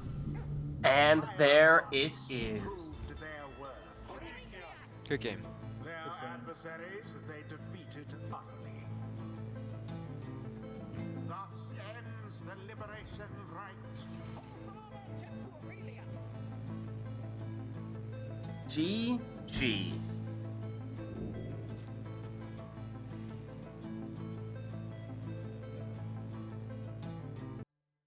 Alright, well, as we were saying, that was our final rite of the night, our Liberation Rite. So, thank you for everybody who participated directly in the rites today, and thank you everybody in chat who gave us the various requests. That is going to be it for me, though, so let me just jump out of Discord here, and I will see you guys next week. Alright, well, I mean, I say that, but I'm not actually quite done with you just yet. Just one moment here. Let me boot the other two before they do something crazy. But, thank you all, those of you who participated in the rites, and those of you who gave us the various requests today in chat. This was, of course, Pyre Community Rite Night, which we are doing every Sunday, starting at 3:30 p.m. U.S. Eastern Time. My name is Lids. I'm hosting these Rite Nights, and, well, actually, the best way for you to, well, get more involved in all this multiplayer Pyre action is, if you are interested, you can join the Rite Club Discord server, which you can, by clicking on that link right there. That is the best way to try this stuff out for yourself. Like I said, my name is Lids. I'm hosting these Rite Nights. Other than that, I am also streaming Mass Effect 2 Legendary Edition on Fridays. I'm also streaming Mass Effect 3 Multiplayer on Saturdays, like I said. Rite Night on Sundays. Then, this upcoming Tuesday, hoping to carve out some time to look at, the new game by, I think it's technically made by Amazon, or at least a studio run by Amazon, New World. So, gonna see if we can make that happen. Looking forward to trying that out for the first time. Of course, it's just coming out on Tuesday, so, that'll be an interesting one. Other than that, also Lids Vids on YouTube, posting VODs from all these streams. If you missed anything, you can catch it there. In addition to doing some Gwent, which is the Witcher-themed card game. We've got new events for that every week, so a bunch of new stuff for us to check out. As well as Thronebreaker, which is the Gwent campaign, doing some of that as well. Other than that, of course, if you haven't done so yet already, you can hit the follow button to get notification for running live. You can also follow me on Twitter at LidsVids. I'll post that running live as well. But the best place to stay up to date on all things Lids is actually by joining my own Discord server, which you can do by clicking on that link right there. But that's going to be it for me for tonight, so thank you all for watching. Hope you enjoyed the stream, and I'll catch you next time.